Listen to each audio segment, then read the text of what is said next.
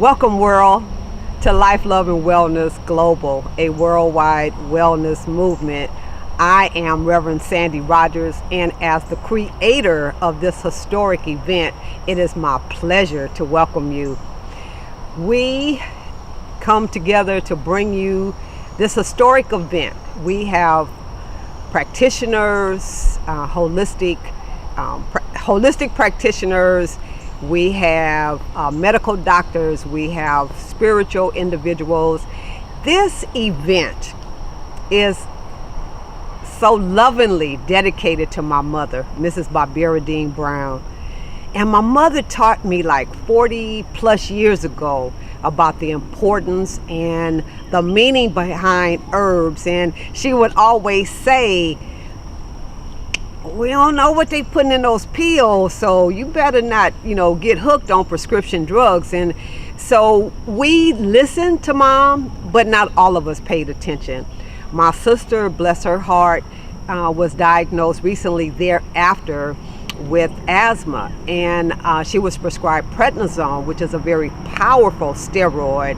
And my sister actually got hooked on steroids, like someone out on the street kind of hooked, like on heroin or crack or something like that.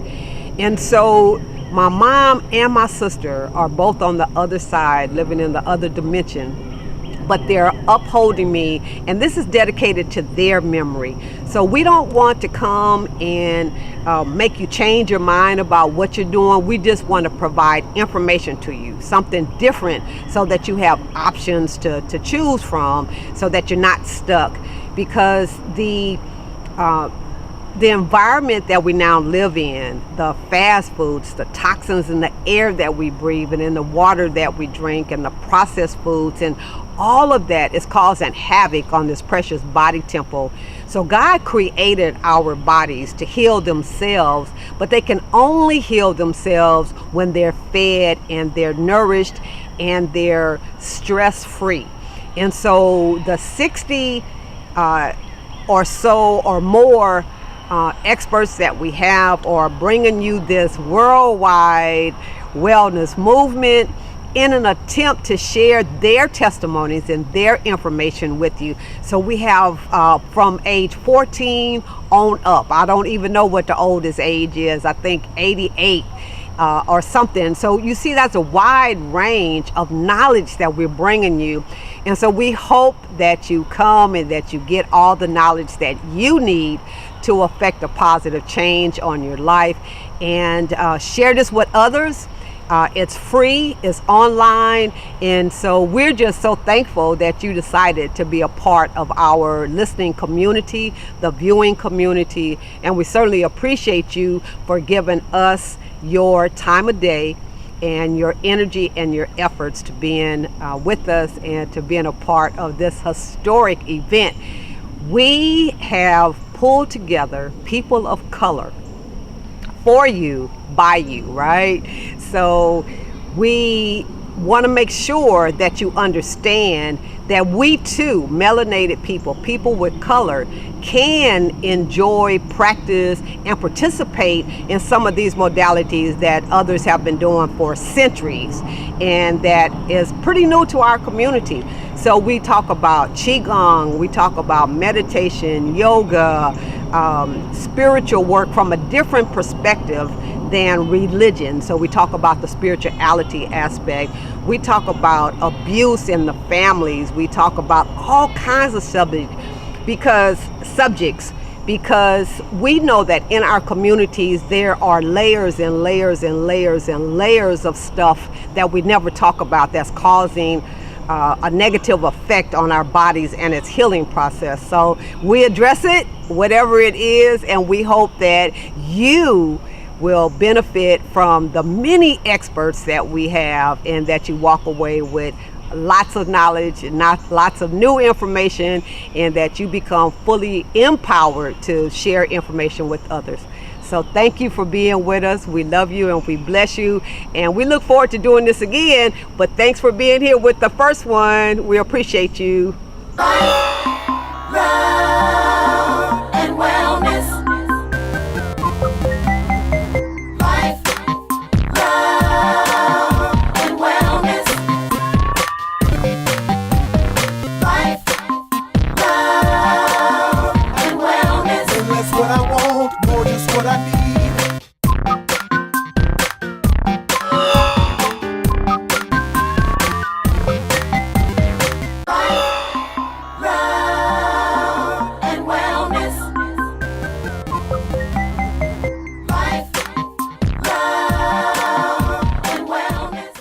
Welcome to Life, Love, and Wellness Global, a worldwide wellness movement.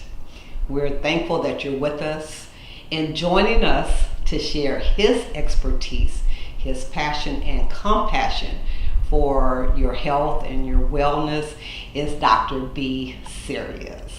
So Dr. B, would you kindly introduce yourself to the audience, please? Well, my name is Dr. B. Serious. I'm an herbalist. I am an ontologist, a part of metaphysics, and we help people become more of who they'd like to become.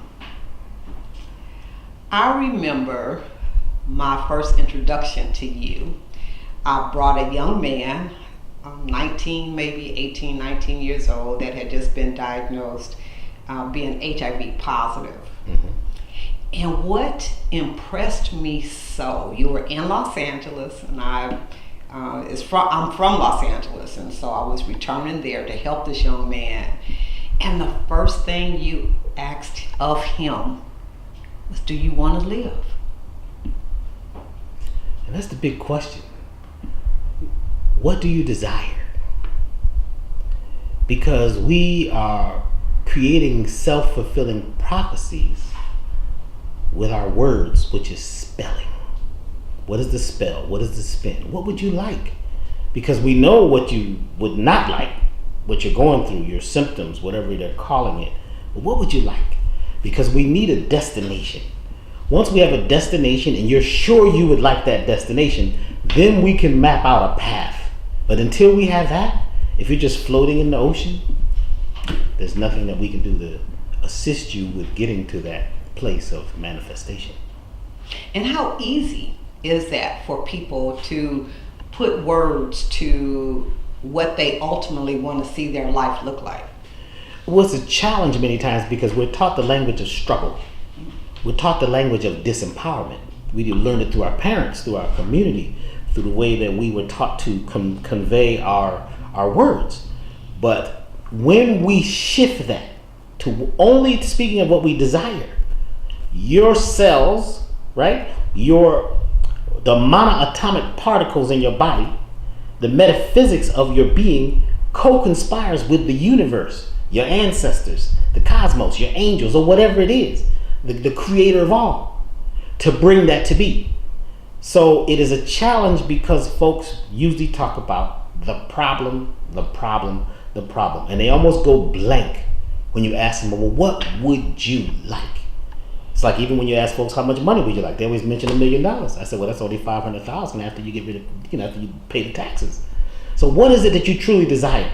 If you truly, desire to be healthy, wealthy, and wise, let's speak those words, send that out, and then we can begin to put in place the ways of eating, the ways of living, the ways of walking, the ways of talking, because it's a path, or what they call in the Asian countries, they call it a Tao. I think it's Chinese. The Tao, your path. What is the path that you're on? And a lot of us, because of our language, the way we eat, the way we live, our lifestyle creates a pathology.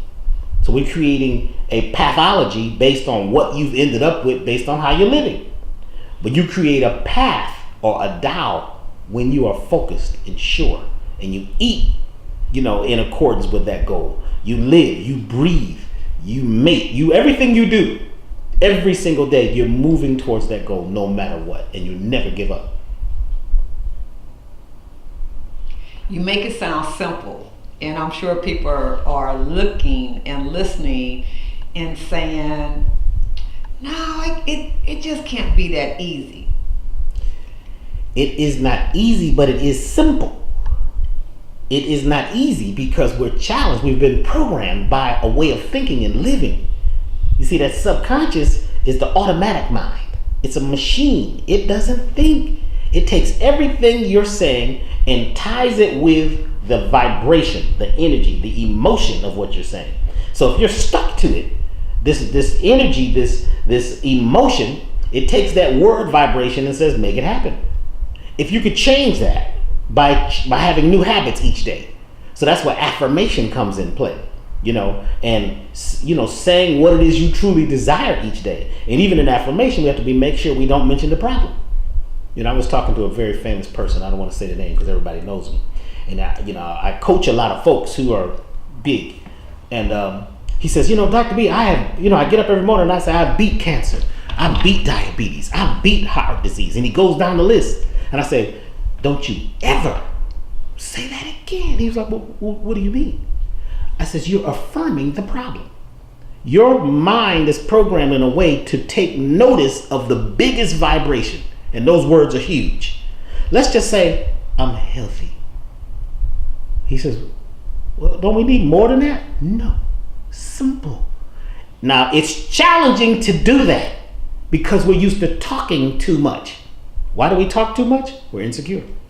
We want to make it seem like we know stuff. We want to seem intelligent and talk a certain way to impress people. I know a lot of things. The wisest people I've worked with, very quiet. They might say one sentence. That's it. One word. Like, shut up.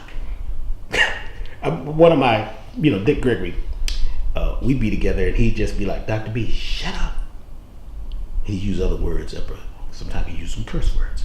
I'm like, well, what does that mean? He says, you're talking too much. I wasn't even talking. He says, in your head. Too much. So we need more. We need less. More less. So we eat too much. If we eat less, you'll live longer. You see, if you speak less, cut it down to very simple statements and be very direct, you'll receive more. So if you say, I would like to create wellness, all you got to do is shift that. I am feeling better and better each day. Just keep saying that, and that vibration begins to tell your cellular structure to heal. But if every time you go to the doctor, they mention your problem again. I remember my doctor didn't even know what was wrong with me half the time. He had to get out the chart and look at me and say, oh yeah, that's right. So how's your such and such? So you didn't even know what was wrong with me. And he come in limping, well, what's wrong with you? You don't look like this don't look too good. You and the nurse out there, y'all coughing and sneezing and you know what I'm saying? So what we have to do is be very direct and be the captain of the ship. Our vessel is a ship. It's a spaceship. They call it the Merkaba. This is your spaceship. If you're the captain, you got to watch out for pirates. You got to look for leaks. You got to look for lazy crew members. Do you understand what I'm saying? And some of your friends, let them get on the boat and they brought cargo. And half that cargo downstairs is not even yours. So half your memories, your feelings about things, and your judgments are not yours. Even what you feel about disease. When the doctor told me I had a very short time to live, I was nervous. He's got on a white coat. He got degrees on the wall. I'm like, oh, what? I don't have much. Like, he didn't have no Bible. He didn't have no Quran. He didn't have no beads. He didn't have cowrie shells. He didn't have nothing. But he's going to tell me that I got a short time to live. Well, he died like a year and a half later. That was 30-something years ago. Because I walked out of it and realized he was practicing medicine, right? He was treating the disease, giving it, treating it good. He was into maintaining illness in my mind. And the drugs that they were going to give me was going to take me out anyway. I said, well, let's just try this without the drugs. And that's what got me into searching for natural things. Because I was very wealthy. I said, look, I got $500,000 in a suitcase. He was like, there's nothing that we can do at this particular time but keep you comfortable. I've been comfortable. That's what happened. These comfort foods is what got me here. You want to give me some more Oreo chicken? Oreo chicken. You know what I'm saying? You want to give me this stuff to keep me comfortable in the microwave and all of these things, which is actually making life seem simple, but it becomes complex. You see? So it's about finding a way or a Tao, a path that is a rhythm. Simplicity is the way. Stop trying to know so much. See, we got so much knowledge available to us now with Google. You feel like you're doing it. You're conscious now. Everybody's conscious. The maniac on down the corner is conscious about his maniacism. The newsman is conscious about he's putting a spin on this information that you think really happened. It didn't happen. It's about commercials, selling commercials. It's about a show. It's about Hollywood. You see? So once you are very intentional, and then you need to have intensity with your intention every day, because you're going to wake up and forget. Like I said this morning, I woke up, I didn't know who I was. And I had to remember, wait a minute, okay, what am I here to do? And I said, I got to exercise, I got to do this, I got to eat that. Don't eat this over here. Even though I could smell some food next door because they was barbecuing. The whole neighborhood smelled like smoke. And that took me back to family. Love. Oh my God, grandma, barbecue. This, you know what I'm saying? Because we're caught into the rhythm of what we think is family, what we think is love. There's people who call love abuse because they were abused as a child. And when they get in a relationship, if you're not abusing them, they'll cause you to. Because they call that love. You're in the hospital with your arm broke. Well, he loves me. You ain't gonna call the cops? Well, no, I wouldn't do that. That's because somebody else was abusing you. So when you get into that rhythm, you get into that music, the sad song becomes your life. You see what I'm saying? Then you go eat some food that's been abused. You eat some animals. They beat these animals. When I found out they take the pigs and put kerosene on them and light them and let them run around, I was like, well, why do y'all do that? They said, well, it burns the hair off. It brings up the adrenaline and softens the flesh. What? People don't know this. So then you're eating that as a celebration of family, as a celebration of love. I'm hungry. Lady told me yesterday, Dr. B, we can't fit. We gotta do our consultation later because I'm hungry. I'm dying. She mentioned she was dying. And she was gonna go to this place and get this cake to die for. She mentioned dying almost every other sentence. So you are moving towards that by creating that vibration. You are very attractive. You're magnetic and you're attracting what you put out as a spell. English is the only language that's called spelling. Spelling. Who created it? The British didn't speak this. They created this to put a spell on people. They use words from different people, put it all together for banking, and war. We talk about worshiping. Why do you need to worship? Worship. That's what the subconscious hears. You see what I'm saying? Are you worthy? I'm worthy. Are you war? It's a fight. The job is a fight. I gotta fight. My father always told me it's gonna be tough out there. It's a struggle to survive. It's gonna be a struggle to keep a wife. It's gonna be a struggle to be a parent. It's a struggle to go to college. I'm struggling. I was in college. That's why I only stayed 2.5 weeks. Because I said it's a struggle. I'm nervous up in here. These people look like warriors. I'm nervous. I left when George Clinton went on the road. And I was, oh wow, this is cool. Then I found out that was a different situation because I didn't know who I was because the bus was full of this smoke and that's a whole other situation. But we get caught up in the rhythm of ways of eating and living, and we call it love. You see, true love is when you look deep in yourself and figure out who you are without all this stuff. Who would you be without anything? You see, and it's almost challenging to do. It's very challenging to do that because if you could lose your mind, if you could lose your mind for 48 hours, your whole life would change. If you didn't know who you were, they found out people who have amnesia for more than a year, and if they had heart disease, cancer, many serious diseases, incurable, if they have amnesia for more than a year, they don't have the disease anymore because they can't remember to put it back together. If you could remember to get up and drink some water, put a little salt, a little lemon in your water every day. If you could remember to do that before you go to bed. If you could remember to hydrate your body. If you could remember to rest well. If you could remember that most of what people are telling you is gossip. You weren't there. You were not there. You heard about it. Oh no, it's true because the brother was from Africa and he had a kufi on. So now you got more stress. What if you didn't know that?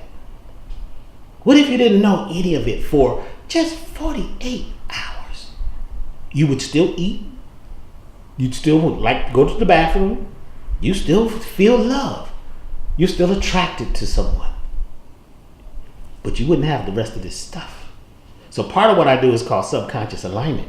It helps people relabel the folders in their head about things. So instead of my father was never there, and when he did come around, he beat my mother and blah, blah, blah, blah, blah. But here you are driving a brand new car, you got a big time job, and you're doing it in life. Well, why don't we change that to my father challenged me to be great? He showed me the opposition. I use that as a springboard. Because we've become a little weak. Words hurt us. What do I care that the man called me some N-words? The man called me, I was in LA a couple weeks ago. The man threw up his finger, yelled off something. I looked at him and I said, I just mouthed, mouth, I love you. He looked at me and he grabbed his steering wheel. Then I pulled up on the next light, at the next light with him. He was looking at me. Then the third light, he took off quick because he felt like something had been done to him. All I did was take what you did and convert it. You don't even know what those words mean. We get caught up in what the words mean. Then we get caught up in what we think the food is.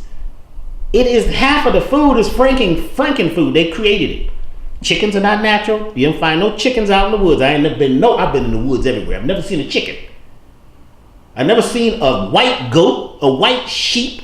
I've never seen a brown and white cow in the woods. So where they come from? They're hybridized, they're crossbred, they're man-made. They're not natural. You see, there is a natural bird that's like what you call a chicken. There is an original cow, that's the ones that's in that bullfight. You see, they ain't going for this. You ain't taking no milk. They're gonna fight to the death. Do you see what I'm saying? There is real mountain goats, but you're not gonna mess with them.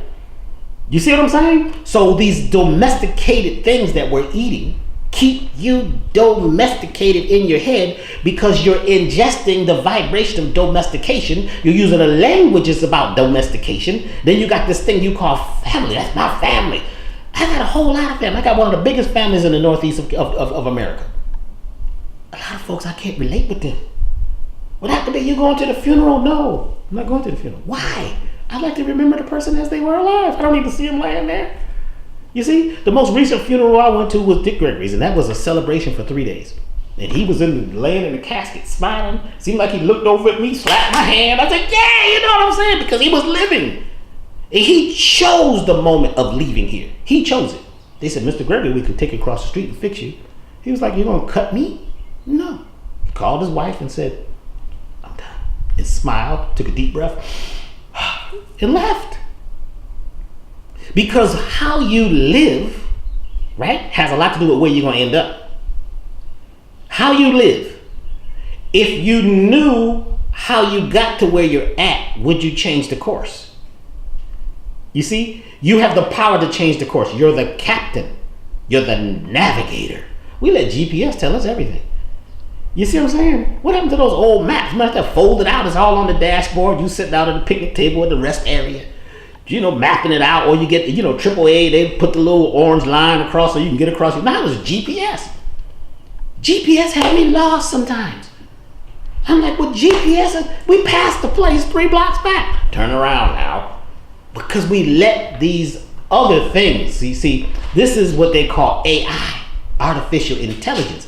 Artificial intelligence didn't start with computers. Artificial intelligence was the stuff you've been fed as a child that was not based on facts. That's artificial intelligence. It sounds good, it's strong. It was in a book.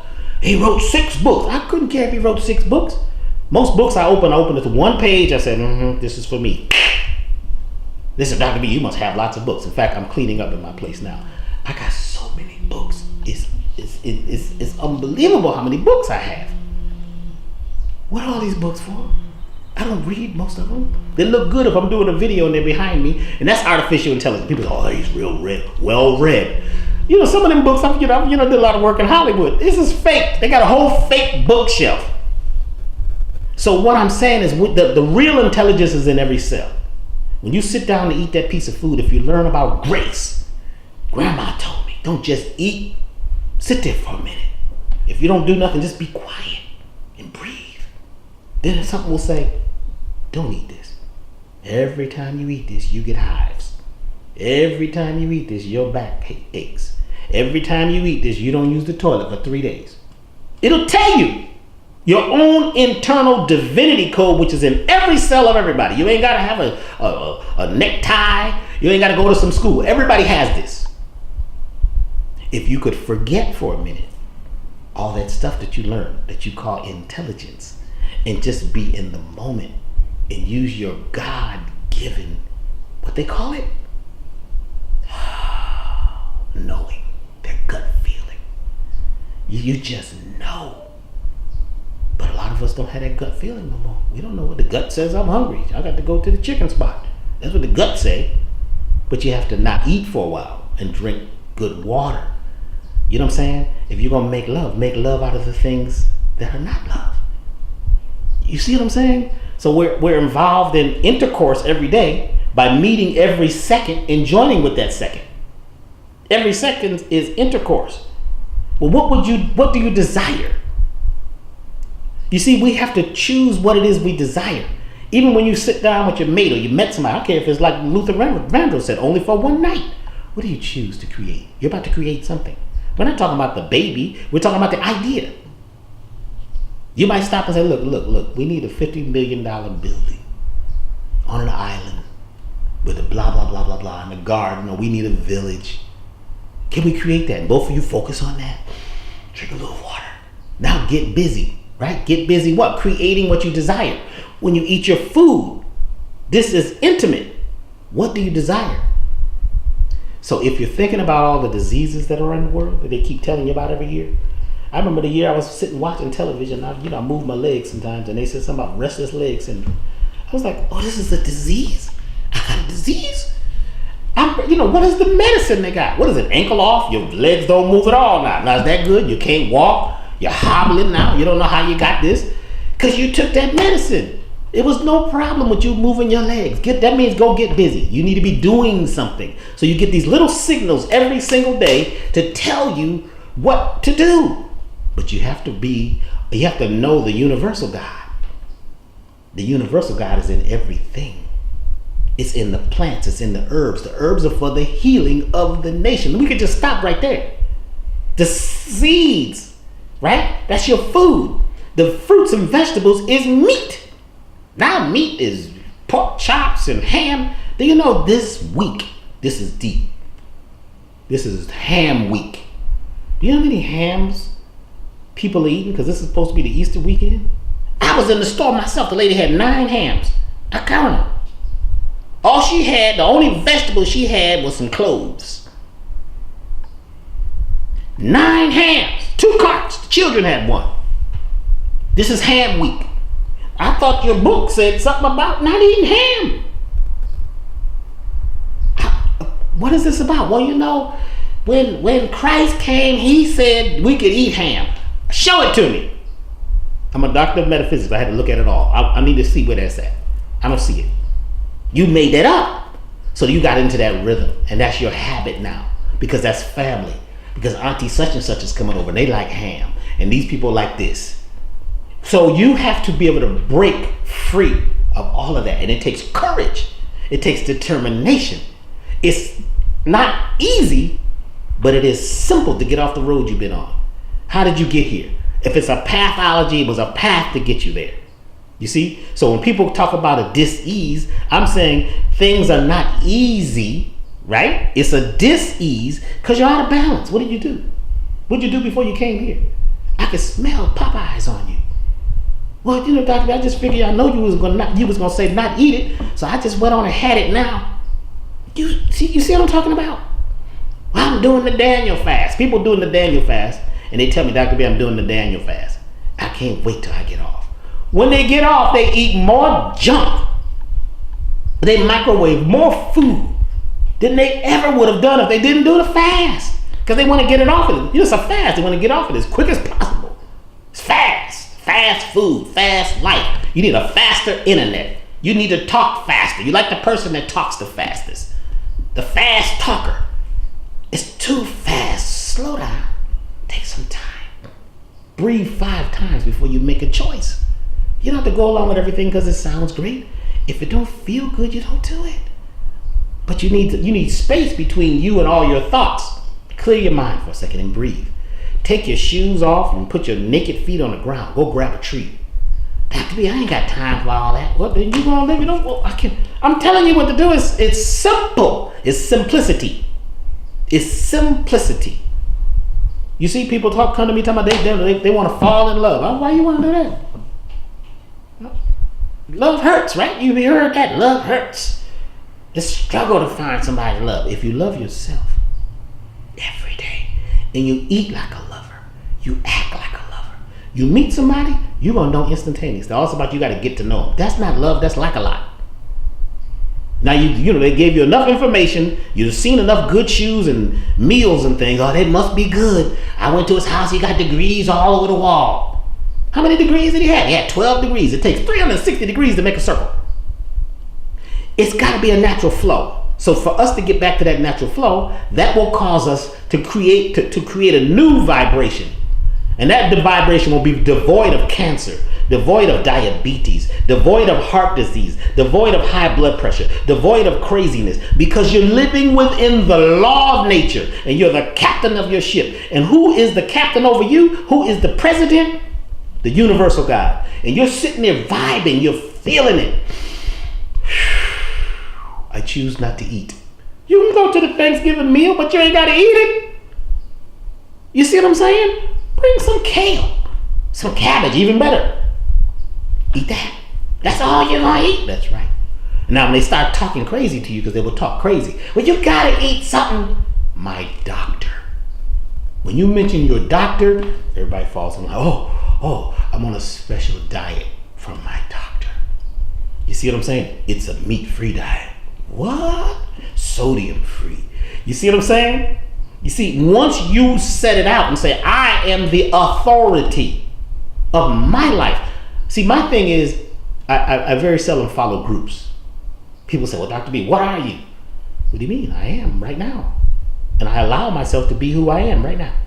Well, aren't you a part of such and such? Well, I've spoke for them, but I don't conform to any one thing but the universal God. So I may not come to your event. Don't feel bad about it. You wouldn't want me to be there and be feeling, uneasy, because I bring a funny vibration. You know, when you go somewhere and you don't really want to be there, how you feel, and you send that information out. You see what I'm saying? We're radio stations. We're sending information and receiving. So if I tell you I'm not coming to help you move Thursday, I'm not coming. Well, Dr. B, that's mean. You my such and such. Well, I said I'm not coming. Well, what are you saying? I said, now on that day, I'm going to be walking by the stream. If you pick another day, I may be there. But if you make me come on that day, I'm going to have an attitude. And my attitude is going to infect everything just like a virus. Because I got an attitude. You see what I'm saying? I'm sitting here mumbling under my breath, all this stuff. I need to throw this stuff away. Because you come with your attitude. If you would like to change your altitude, then you got to change your attitude, which means you got to take full control, which means you got to be courageous, and you can't care what people are telling you. You get upset and you got upset. You're not going to make me mad. You can't make me mad. I don't care what you say. You call me all the names of the world. You're not going to make me mad. Only I could make myself crazy and lose my mind. I'm already crazy. You can't hurt me anymore. I'm as crazy as they come. Crazy means cracked away from the mainstream. That's what they call an apostate or an apostle. They was called crazy and lunatics because they was out at night. Yeah, I'll be out at night under the moon. Yes, I do things very differently. You see what I'm saying? I'm going to take those words and use them. So the same thing with the ways we eat. There needs to be a rhythm. There needs to be a tone. If you have a focus and an intention. And if you come and say, I have this illness, then I'm going to say, let's eat this way. Let's get rid of your parasites. Because people have mental, physical, and spiritual parasites. Parasites are things that live on you or in you and use you as a host. What are you carrying? How many worms you got? Well, Dr. B, I did this whole thing, with the cloves and the diatomaceous earth. That was for intestinal parasites. But obviously you got some in the liver because you're angry. You got some in your kidneys because you're fearful. You got some in these different organs that are causing these certain emotional outcomes. We got to cleanse you from the rooter to the tutor. So systemic parasites, they're throughout your system. Some are mental. Ideas, feelings, and expressions from the past that are caught up like a ghost haunting you today. That's gone. That was 40 years ago. Every time you tell the story, you break down and cry. Like it's today. And you meet a friend, right? You at the bar or whatever, and y'all meet, and y'all both got hard luck stories and become hard luck friends. You see what I'm saying? Because you got something to agree on. We could just wallow in that. You see what I'm saying? You got to break that force. You got to say, no, that was the past. And whenever you talk about yourself in the past, say in the past. Or say she or he, and look away from yourself, talk in third person. He went through a lot when he was young. You'll be so calm. Then you get to a point where you don't tell this story. Because when you tell that story, that causes you to eat a certain food. You're telling the story of hardship, so you eat some food that's going to cause you hardship. Now we got a dis-ease and an imbalance. Now the biophotons, the angels, and the ancestors cannot talk to you. Because you can't even receive the message because the message is confused by the hormones or the chemical messengers from dead animals. And you want to know what's wrong with you. What's wrong? I don't know what's wrong, Dr. B. The doctor gave me some drugs. The doctor's doing the very best he can do. The doctor, he really is attempting to do. They are doing what they really know how to do based on your conditioning. They don't study nature. Don't ask the doctor, does he believe in herbs? Even if he did, he can't tell you that. He got an oath. You see, I was speaking at this doctor's convention, right? And I was the only naturopathic person there. And the guy says, Dr. B, I don't know why you're into this whole stuff. Herbs don't work. Oh, I said, can I, excuse me for a second, I'll be right back. I go to my car and get my PDR, Physician's Desk Reference for Herbs. I said, you recognize this? And I held my hand over the herbs. He said, oh, wow, that's a PDR, Physician's Desk Reference. He said, but I've never seen a red one. I moved my hand and it says for herbs. He says, what? He says, where'd you get that? From the same place you get yours. It's on the shelf. When you go buy your PDR, there's one for herbs. The book is this thick. And the first herb I went to when I looked in the book was marijuana. I looked at herb, I was like, what? Y'all knew this was a sacred medicine? All this time? You knew it? That's why you made it illegal. You see? You worried about people getting high. You see what I'm saying? You worried about people getting unstressed. Now, I'm not saying that how people use it, because now it's a whole other thing. If you use sacred things out of the sacred vibration, then it becomes a problem. But I'm saying that these plants, they have studied. Because their first medicines were made from herbs. Your doctor may not know about it or may not be able to agree with it because he's got a contract with a drug company, which is a corporation that is looking to make a lot of money off of your ignorance. So herbs are for the healing of the nations. Knowing how to use them, when to use them, how to prepare them. Now that's a special quality. You just don't buy it because somebody said dandelion can fix your liver. But you got a problem with your kidneys, your heart, your lymph. So your liver can't even work correctly because everything else as a holistic system is off. You have to have holistic thoughts. So you're thinking a certain way, you're living a certain way, you're acting a certain way, and you're making love out of the things that are not love in your life. I'm not sure what question you asked, but they start coming to me and they come through. So You answered it. We thank you so much. There was so much that you touched on, and you gave us a holistic view of how to view life, what changes we can make to experience a healthier outcome, to calm and de-stress ourselves. yes, To understand that energy that goes through the foods that we eat and how it impacts and affects us. yes, And I believe that once we can understand that and recognize it and accept it, that we will begin to make smarter choices. So yes. thank you so much. Thank you. To really get it, you got an exo stand also, which means stand outside and look in. And once you do that, you can elevate your life. And you can find me at elevationtime.com. Elevationtime.com. This is the time to write. This is the time to rise. Right now is the time. So no matter what they're saying, you need to get within yourself. Lose your mind for a minute, at least 48 hours. Don't know anything. Drink some water and lemon and just breathe. Much love and peace and beautiful harmony to you and everybody out there. Thank you. Thank you.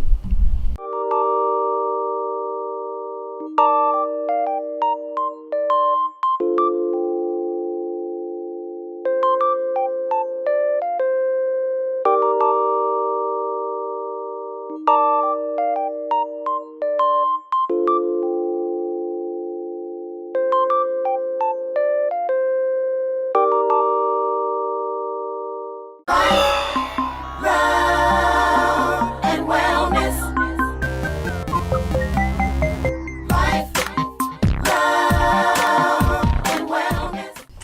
first of all, I'd like to thank you for inviting me here. It's a pleasure to be always to be in your company. My name is Vera Taylor. That was the name that my mother gave me. And I've been given many names throughout my life. Amen Sarah Hatep, which means she finds peace through God. Okay? I love that. Yes, and then everyone in the community calls me Kanika, and Kanika means daughter of laughter wrapped in black cloth. And I received that name because I enjoy working with cloth and I enjoy working with color. And you know, this is my black cloth. Yes, yes. Okay. So I was raised in Delaware. I'm the daughter of Emma Taylor and George Taylor, the granddaughter of Mary James Clark, Clara, and James Wesley Hoxter, Warden. Okay, so I'm from Delaware, but I came south because I did not like the snow. So I came to Georgia and I found snow, but it's not as much as in Delaware. I feel a kinship with being in the South. Coming to the South, I found who I really was. And when my family asked me, why are you going south? You don't, it wasn't safe for a young black woman to come south in the mid-70s. But I just had this yearning to go somewhere, to be somewhere different. And I always had this question, who am I? And do people accept me because of who my family is? Or do they accept me as an individual? So I came south not knowing anyone, wanted to know if people accept me for who I am as a person. So I'm still on that journey trying to discover who I am, who is this person called Vera Kanika Amensarah Hatep Taylor. So I'm still on that journey, I'm still searching. And coming to Atlanta allowed me to open up as a person because no one knew who I was. So I was free to invent myself. I told my family I was coming here to go to school, to grad school, and I did that. It took me 5 years to get a master's degree because I enjoyed Atlanta. I found Atlanta to be a city that was open, very southern, very free. People in the South were warmer than I found the people in the North. So Atlanta gave me an opportunity to discover who I was as a spiritual person. I was raised in a Baptist church. My uncle was the minister, so we went to church every Sunday, and Christianity was the basis of my life. But when I came to Atlanta, I was fortunate to get involved with a church that was also Baptist, but also encouraged people to develop their spiritual self, their metaphysical self. So I learned that it was fine to meditate, that you could really discover who you were to meditate. I was invited to go to seminars, to read books about spirituality. So I really got closer to who that person was by exploring myself spiritually. Along my path, I found out also that I was a healer. That was a surprise to me. But then as I look back on my life, I always have been a caring person. I always listened to people. And but I had an opportunity to discover the art of Reiki. And so by practicing Reiki, which is an energy modality, which is being able to see and to feel energy and to help people balance themselves, I understood that I did have that power in my hands. I'm not the healer, but I understand that I'm a channel through the Most High. So by doing Reiki, I have an opportunity to work, to co-create with the Creator. So I really enjoy doing that. Another passion I have is education. My degrees are in education. I've directed an early childhood education program, I was very proud of that because it was a traditional early childhood education program, but because of my interest in myself as a person of African descent, the whole center was infused with our African culture. So that drew a lot of the young women in our community there, and it allowed us as a community to develop our sense of who we are as a people, which meant, we're intergenerational, we listen to the children, we listen to the parents, we listen to the community and promoted dialogue. And that led me to do more community work and some work that I'm very proud of. I was able to partner with other people in the community, and we developed a festival just for African American children. At the time I was living in New Orleans, and in New Orleans there's a festival for everything. There are festivals for jazz, festivals for tomatoes and strawberries. So we thought it was important to have the celebration of the African American child. So we, myself and my other community partners developed the celebration for the African American child that takes place every spring in New Orleans, where the community celebrates African American children. And the festival is so old that now I've met some of these little children who are now adults, and they tell me that they want to bring their children to that festival. I work with children. That's one of my gifts, to work with children. And then because I was educated as an educator, I understand the academic component of it. But working with children, seeing how just giving children love and encouraging them to go to their highest spot, that they can be wonderful people. So I continue to work in that arena with a group that's located in Atlanta now called Sisters of Tomorrow. This particular organization is also over 30 years old. It had its basis in Palo Alto, California. Some of the women who started that group now live in Atlanta. And just for some kind of synchronistic kind of thing, we met up and we become friends, and we continue that organization. We we invite young families to come to us. We have a council of elders, and we have a curriculum that has been developed over the years, and we invite the parents to look at the curriculum and develop, along with the elders of our group, activities that help the children master the goals of each component of the program. The girls are initiated through a process of going through certain goals and experiences. We have hands-on activities, interactive activities. We have people come in and actually lecture to the children and talk to them about what particular aspects of womanhood is important, and then we try to give them experiences that highlight those particular goals and aspects. When the children finish going through the curriculum, sometimes and we don't have a set time, we just have certain components that the children have to master. You can do it in a year, you can do it in 2 years, you can do it in 3 years, 4 years. It just depends on the momentum of the families that are a part of our group. It's not so much a program as a community experience. But when the girls finish this experience, they have developed a bond with girls who aren't necessarily their blood sisters, but this bond is cemented with experiences that they've had with the elders, with each other, with other people in the community. They're asked to do community service. They're asked to look at themselves and and try to understand who they are and what are their goals as young women. What does it take for a young girl to become a young woman and then become a mother and then an elder in the community? So we have a lot of experiences for the girls. We invite people to come in and talk to them. We have father-daughter teas. We have grandmother teas, because we want them to understand that it's just not you and your mother and your father and your siblings, but you need your grandma, you need your auntie, you need your cousin, and you need people who look like you, who care about you and understand your history to help you grow to become a woman. And I know that all of us are here for a reason, and I believe if we encourage each other and love each other and just interact with each other, that our communities will be stronger, because each of us has a piece of the puzzle. And I feel that by working with this young group of young women, I'm encouraging these young women to find that little niche that they have, that's their perfect place, that their little perfect pearl that they have to give to the world.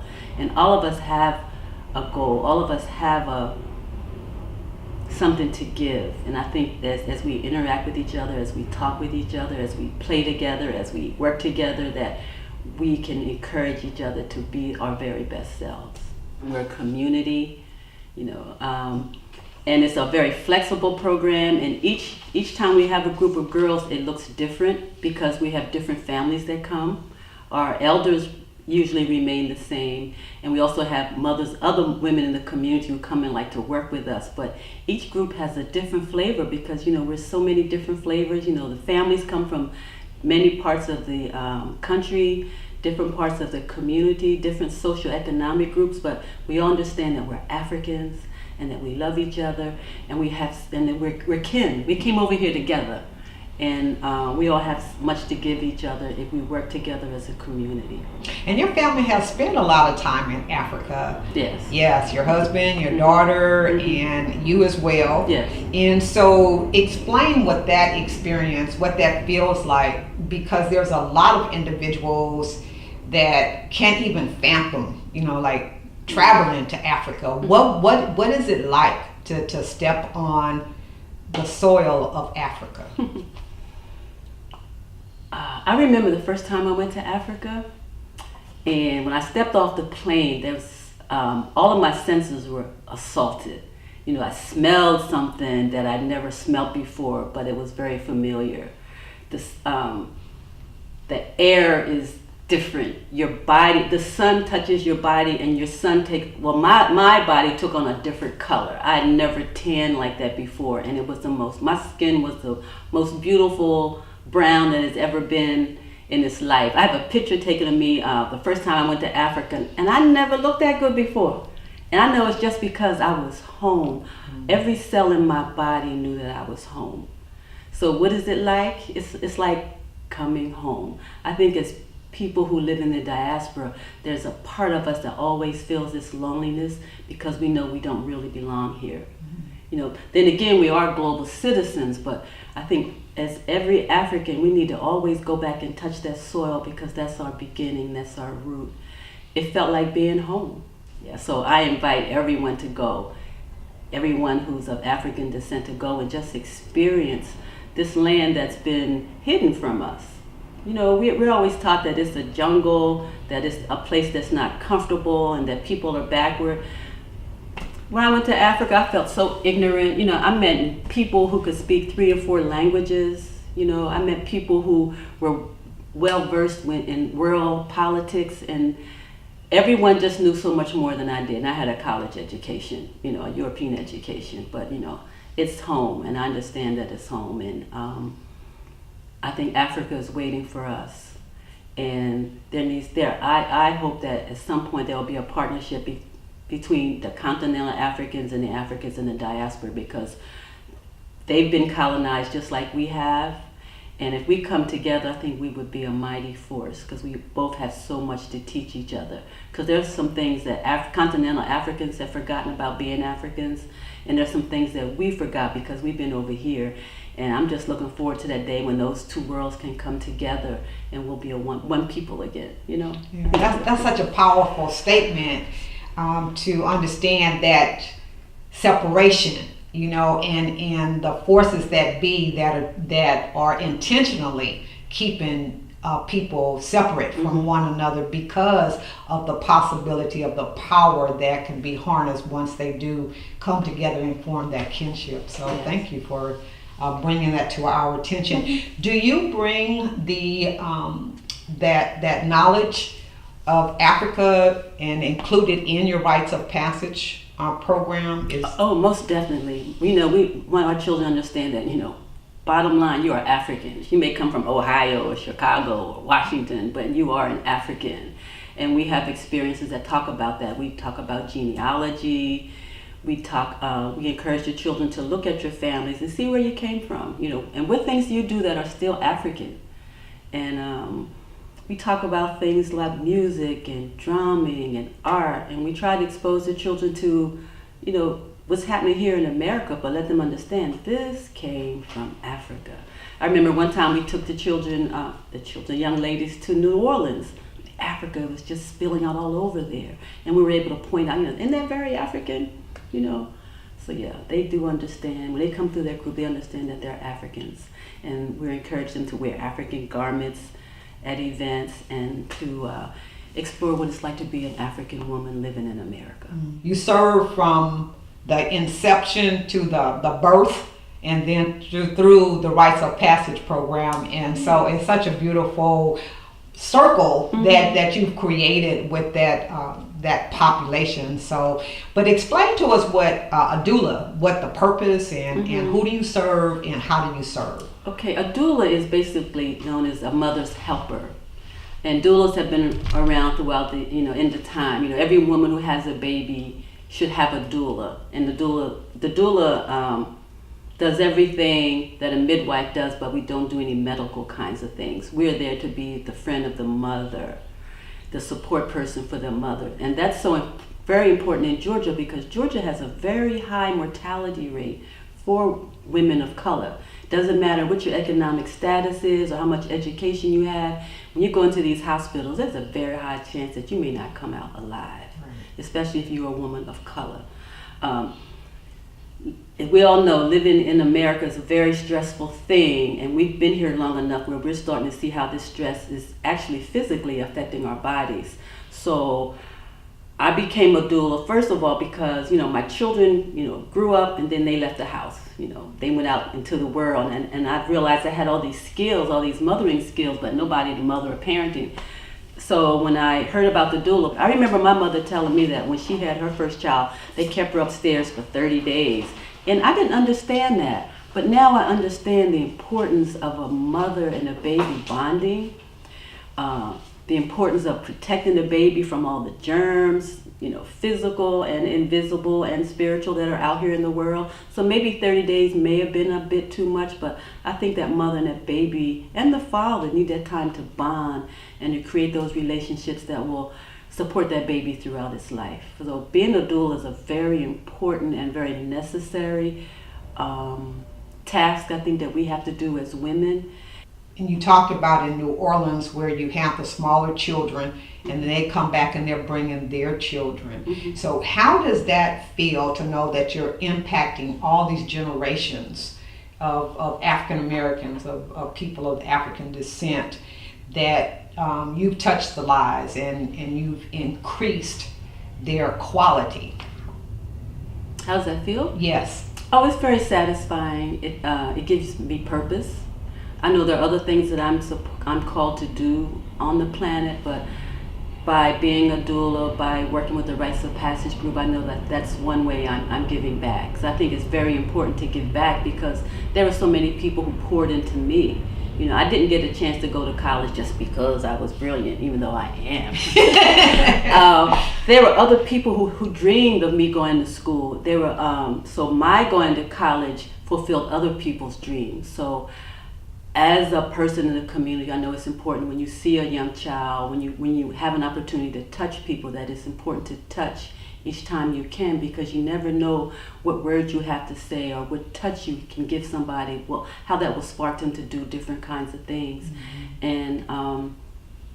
And people of color, we like to touch and we like to connect, and this society talks about us being individuals, but we're a communal people. And I think by working with the group in New Orleans and working with the Rites of Passage group here, that allows me to expand and be a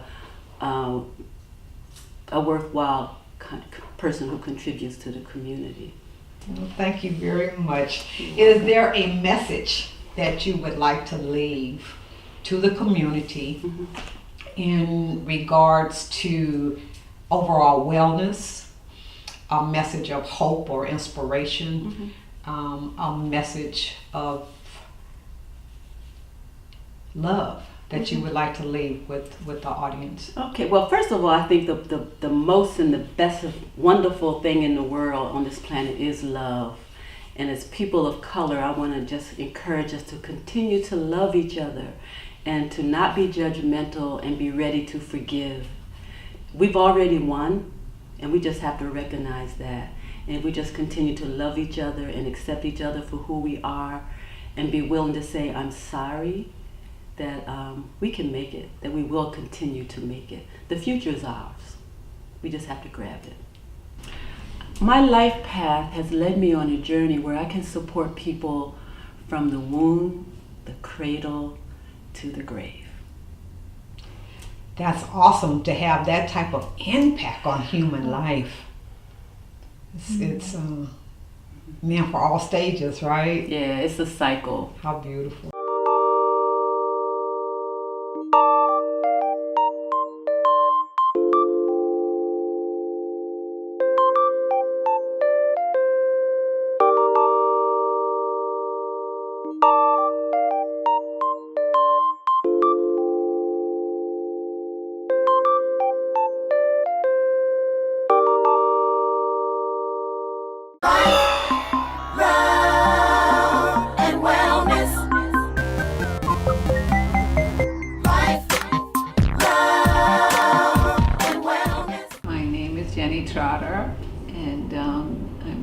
founder and executive director of the Holistic Stress Control Institute. I've been dealing with the healing arts for over 34 years and helping people make the connection between mind, body, and spirit, and understanding what they could do, how to heal on all levels with the body, what they can eat, and basically the emotions, and also their spiritual gifts, and dealing with what they're thinking. So I started the Institute back in the early 80s when we had the Atlanta Missing and Murdered Children's Crisis. It was a prayer then, as I watched my daughter, 13 years old, started bedwetting just because of all the news, publicity, and the kids missing and murdered. I just asked, I had a prayer, what can I do to help? So I got a job announcement for Grady Hospital they were hiring health clinicians. And I interviewed, and out of 60 to 100 people they interviewed a couple of times, I was one of the 6 clinicians that they picked out. And our area was not as much clinical as it was working with health and education. So because they were dealing with stress, I said, well, we got to find where's the stress curriculum. This is 1980s. Kids and people didn't even believe kids had stress. So we started there. So I just started delving. I only found one other lady in Wyoming, someplace, that was looking at the stresses of children as it related to grades, but not, related to other areas as well as their physical, emotional condition, divorces, things like that. So I jumped on in, started developing my own curriculum. And after that, we worked with Grady Hospital for a while, and the children that they were bringing there. And then I decided to go off and do it with an education session with children. And they had a Saturday school program at Georgia State, and I worked with Spelman. So the feedback I got was just very positive from the parents and from the teachers and from the children themselves, that they had not learned about stress. And I made it very fun about what stress has to do with your feelings, to do with happy, sad, scared, and mad, and what we can do. And we talked about breathing. We made it basically breathing like your bubble, filling your body up, and like your air floating, and then you're deflating. So it was very successful. So I was on to what do I do with that after I had that success. So I applied for a grant through a friend of mine who told me about you can write grants, get money for doing these services in schools. So I applied for one with my husband's help, because he's a great journalist, and I received it. So I had talked to the principal, and the grant was in Fulton County, and it was the school that had the highest suspension rate, lowest academic performance, lowest parent, all that stuff, highest number of fights. And we set the program in that school for 3 years, and the results were phenomenal. We were monitoring their stress and increasing their coping skills, but also we saw that the grade levels had improved, which was like one of like an eye opener. Like, okay, makes sense, when you're not stressed, you perform better, optimal learning, than when you are stressed. So that program got us the Governor's Award in the field of mental health and prevention, and also because of the kids we were working with, also helped with juvenile delinquency prevention. We started the first after-school program in the Fulton County school system back in the early 80s. There were none. Didn't make sense to me, where the kids are going home to fight and stuff like that. So we basically started that program first after school, and we brought in arts and crafts and nutritious food, and we went on.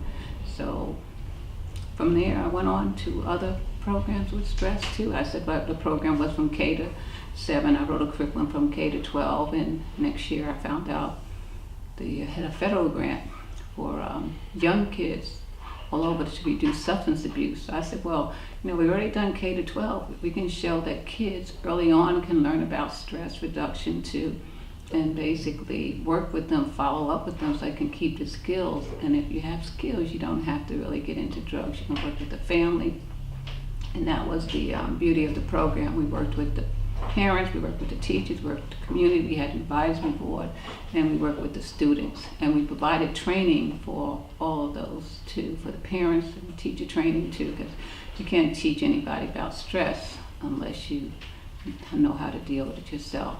So it kind of grew, and it seems like God. First of all, I have to thank all the children who were part of the crisis, because I think it was their spirit that I connected to, and basically that blessed me, because everything I wrote just kind of went through. It was like, wow, this is really a sign that when you ask the universe what you can do for help, be sincere about it, it will make things work out, and things worked out all through everything.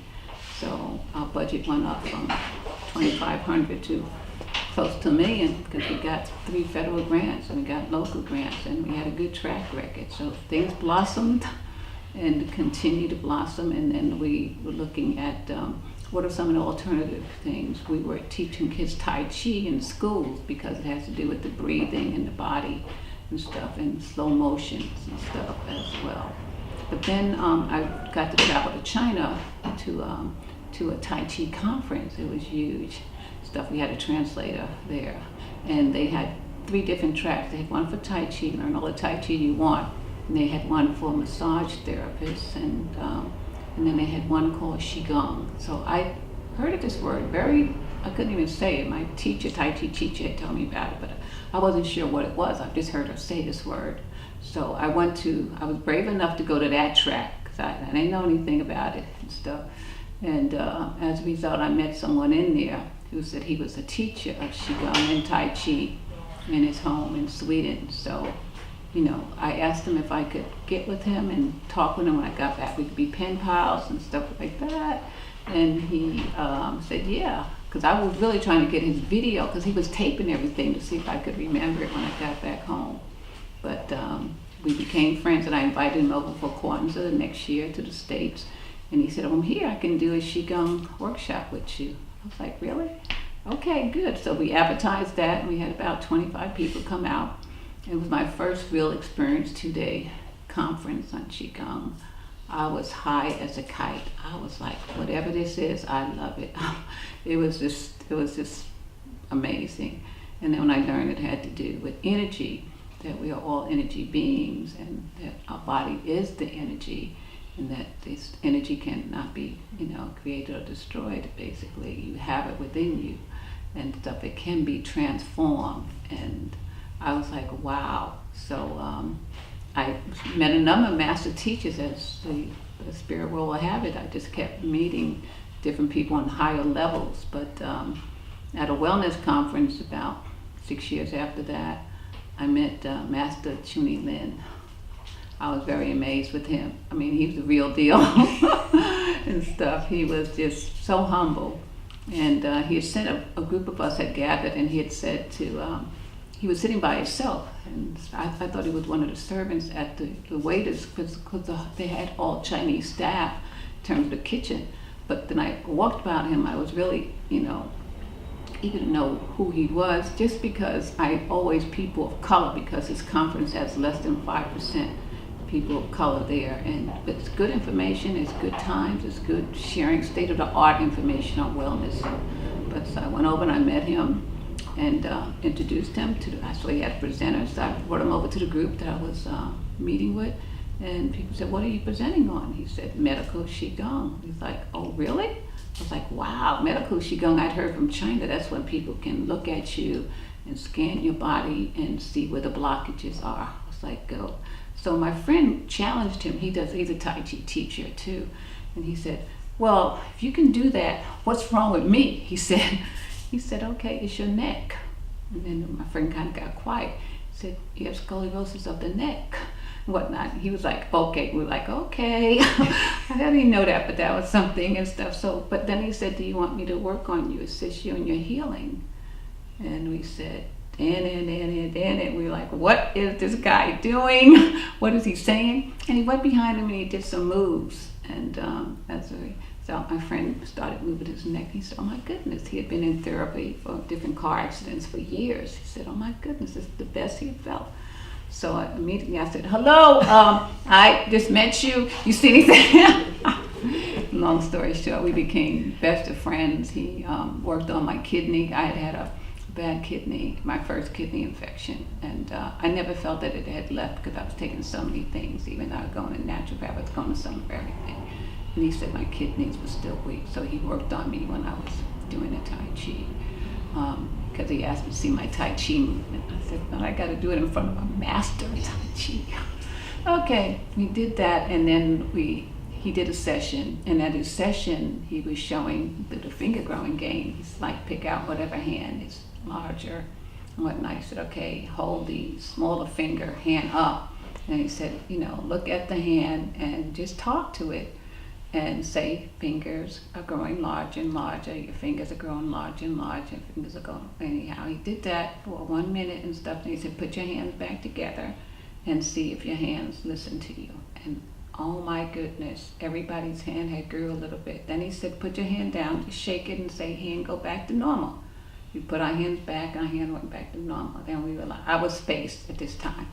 I couldn't write legibly after this presentation that he did, and he was showing us how energy can be transmitted. It goes through wood, it goes through earth. I was like, oh my God. So I just said, God, if this is for me, you have to figure out a way, because I could only indulge in absorbing the information. I was illegible. So we met him later on and stuff, a friend of ours, and I, talked to him about, what information do you have? He said, I brought some kits. I have 2. I was like, oh great, can I get one? He said, yeah. So I went back and, Gloria, some of my friends who are, and Nadeem Ali, just people who are into the arts, healing art, we started practicing it. And then at the end of the week, I was like, whoa, this thing. I saw a difference, and I had practiced Tai Chi, had practiced yoga, all this stuff, but the difference I saw with practicing the Spring Forest Qigong made a difference in me, not only physically, mentally. I became really sharp, emotionally, spiritually. I was on purpose. I was interviewing some people. I felt like the best together I could ever feel and stuff. Like I just knew everything was working out. I was like, wow, this stuff is so powerful. So we asked him about different levels. We finished that one and found that he had level 1 and level 2, and we just kept going to the all the different levels he has. To the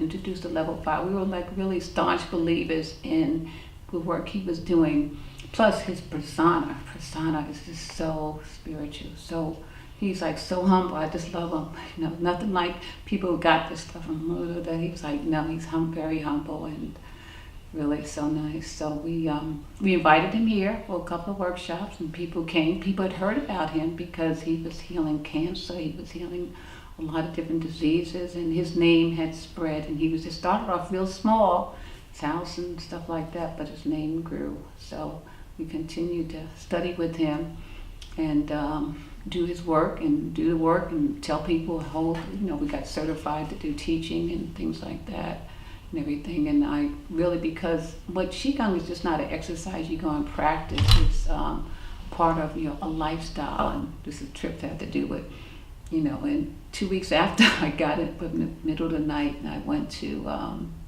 the bathroom. I don't turn on the lights because it's just there, but I knocked something over, so I went to pick up something. I said, is that what it is? It didn't feel like that. It didn't sound like that. So I picked something up, and it's dark now. I didn't know what it was. I was like, oh, I said, what is this? It's kind of like cool and sweaty, whatever. I said, my body said, drop it, Jenny. You don't know what it is, drop it. I'm still urinating and stuff. I was like, okay. I said, okay, reach for the light and turn on what it was. I clicked the light, and I saw this thing that looked like it was coiled up. It was still. I was like, if this thing moves, then this thing is a snake. Because it was a small snake, about this long, but it was coiled up. I was like, I'm looking at him saying, don't move, I don't know what you are, but don't move. The thing held up his head. Oh my goodness. I screamed bloody murder. I ran off the toilet, urination all over, whatever. It was... My husband came in and stuff like that. I said, this is a snake is in the house. It was like, he was bringing in a big bat or whatever. He couldn't even get in the door. I said, no, just pick up the whole rug and throw the whole rug outside, because it was just a piece. So we did that, and I was like baffled. Where the hell did the snake come from? Now, did I bring it from India? Because I had all my other stuff in the other room. Could it have come? It was 2 weeks later. I didn't know where it had come from. and stuff. So we called the agriculture place and extension, and then I had to go online to start looking at what kind of snake is this and stuff. I had to look at all these snakes. That was the most dreadful thing too. But I found it. It was a Georgia yellow snake. They said it's very common. And basically in September, they all come out and stuff. They come out more stuff, and it could have come from the roof. The lady had said if you see any holes, and we had a hole in our ceiling, a small hole, wasn't that big. So I felt he just fell down there. Now, why did I have to see him then? I don't know. Because I've never saw a snake in my house at all, never. So anyhow, we saw the snake and we moved on. And Gloria, I couldn't even tell anybody the story at first, but I told it to Gloria 2 weeks later, and she said, well, that means there's change coming in your life, it's shedding and it's change. I said, okay. So the change was as I was giving the information unfold that it's time for me to move on. I've been doing this work. It's time for you to go and do your own. I've always prayed to do a healing center or do more of the healing arts intensively, because now with programs I do administration, I do budget, I do supervision, all this stuff. But that's cool, that's cute, but I'm ready to move on. So that's what happens. I want to say I'm married to Jim Trout. I've been married to him for over 47 years. I have 3 children, 9 grandchildren, and give thanks for all the blessings that have come. You come as an example of just being able to follow what's in your heart and what you created, is just phenomenal. Yeah. It reminds me when I was at United Way and we had a panel discussing, how to develop nonprofits and how you go about it. And what I told the group at that time, I had the passion to want to help, and I said I didn't have all the skills. I wasn't the best grant writer. I'm not the, English wasn't my best subject in school, whatnot. But through God will help you to do whatever it is you want to do once you put the intent out there. And the intent is very spiritual in helping someone. There's nothing you cannot do. And the universe that's what I saw happen to me. The universe just rise to my help and aid to doing whatever I needed. Like my husband was there, anybody needed somebody to type, they were there. Stuff just continued to unfold so beautifully. And I just knew you were on the right path. You knew you were doing things. And even when stuff got hard, you just, held steadfast and stuff. And after a while, things worked their way out. And like, I didn't know when I was going to be leaving.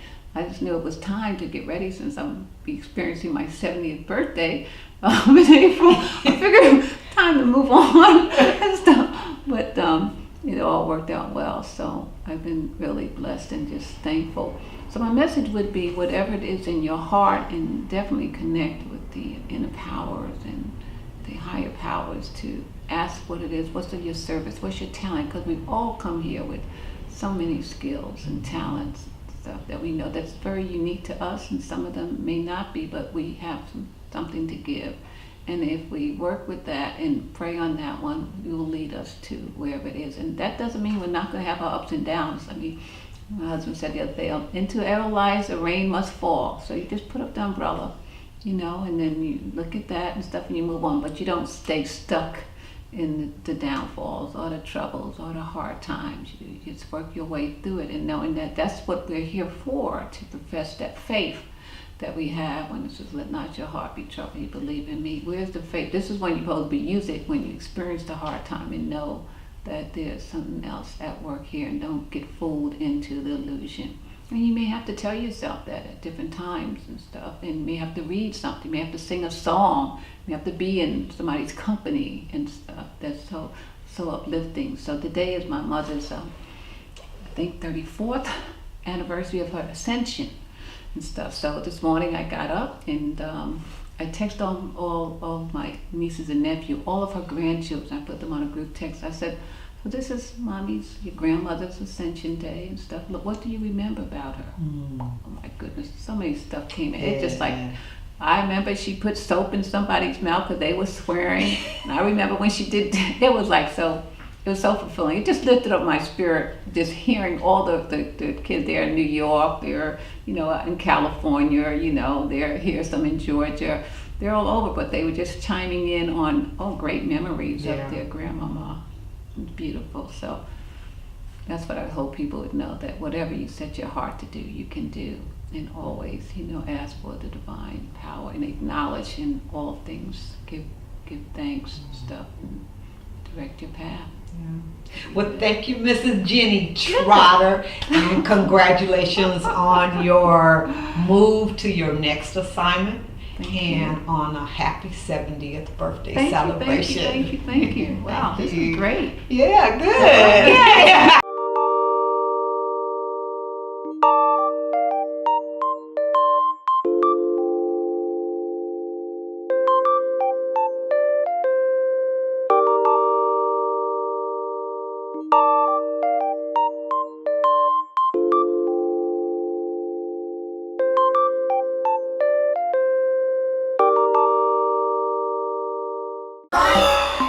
Love and wellness.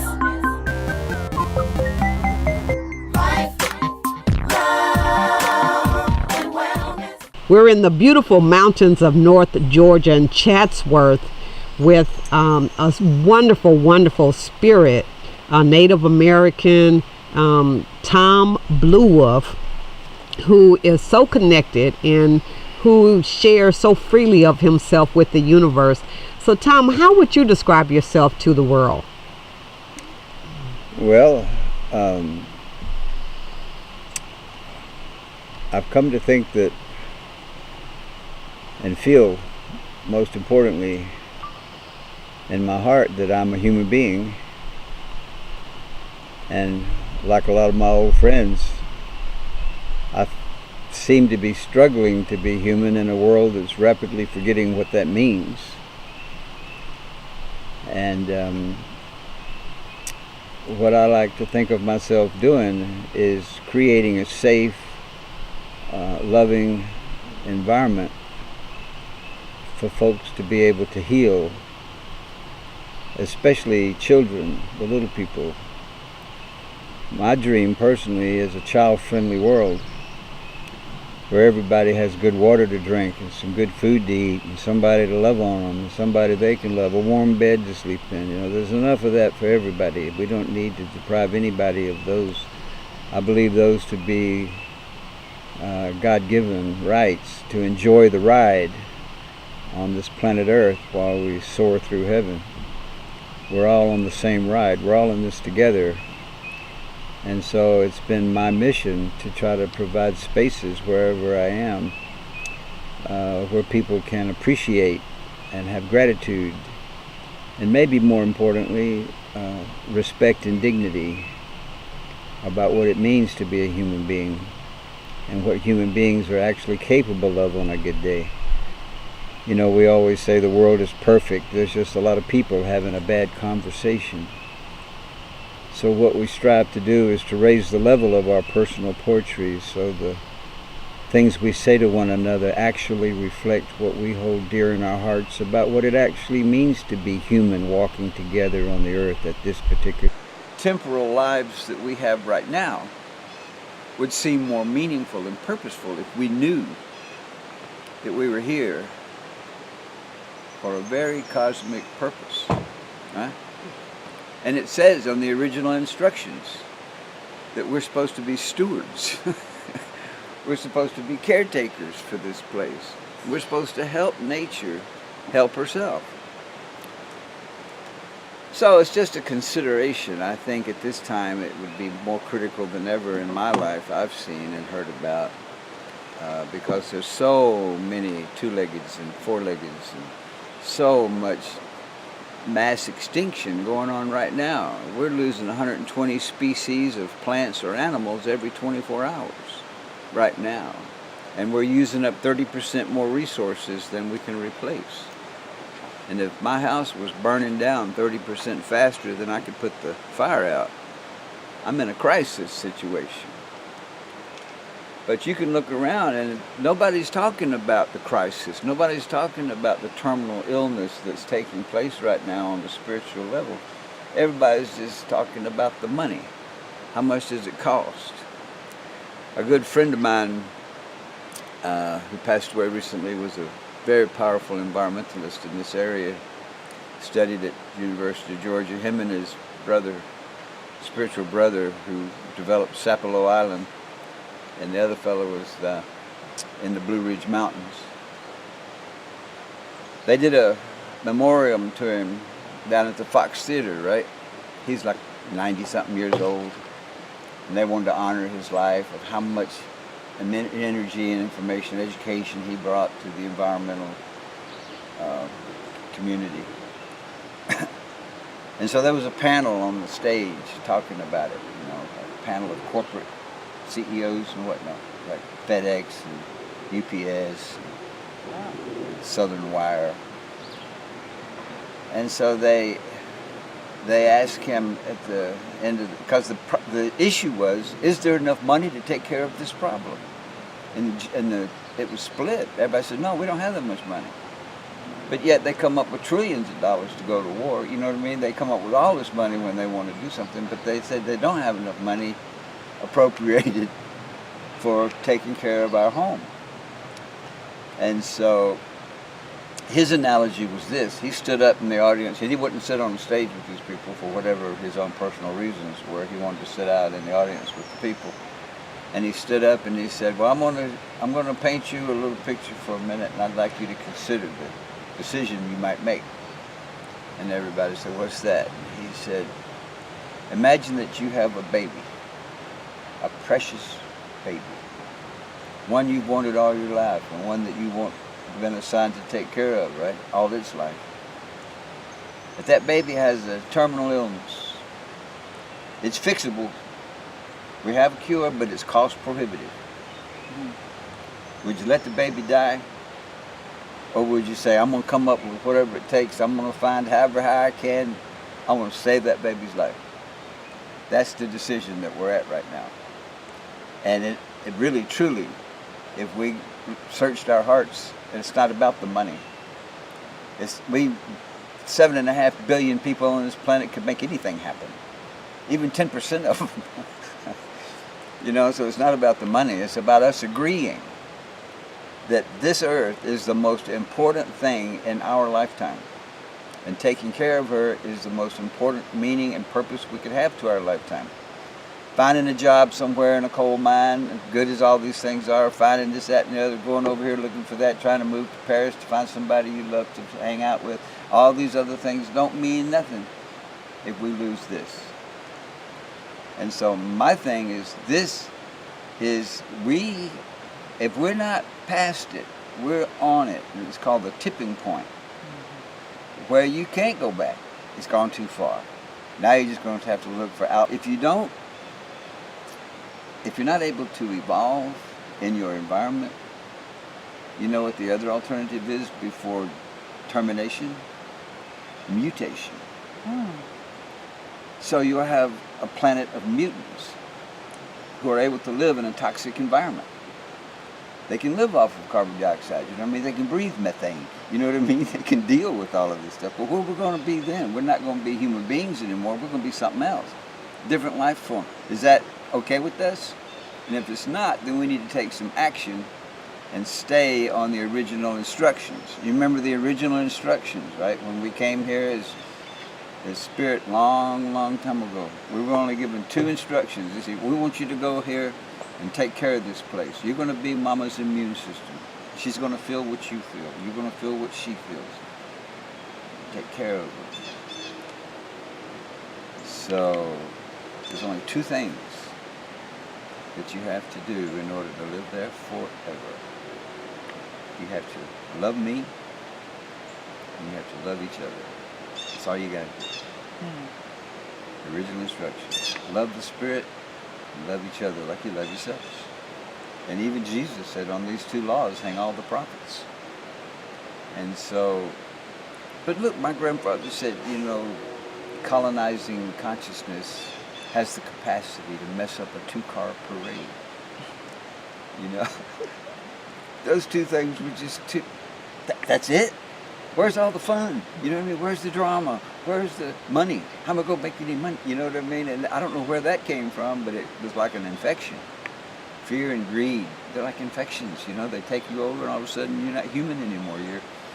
You're a snake, a rat, a squirrel, a weasel, all these other karmic entities and creatures who have different characteristics. But I really treasure the fact that we're all human, because we can experience compassion, we can experience empathy and love and forgiveness and mercy and reverence and sacredness and respect in a way that no other creature on this planet can on a good day. You hear me? You hear what I'm saying? Yeah. And so this is, to me, the most important thing to be doing and thinking, and most importantly, talking about. I'm doing these little talks around Atlanta now and up in Nashville and some of the local surrounding cities in Asheville. Are you familiar with Credo Mutwa? I'm not. Vissama Zulu. He's the high spiritual leader for the Zulu nation in South Africa. Oh, Credo Mutwa. okay.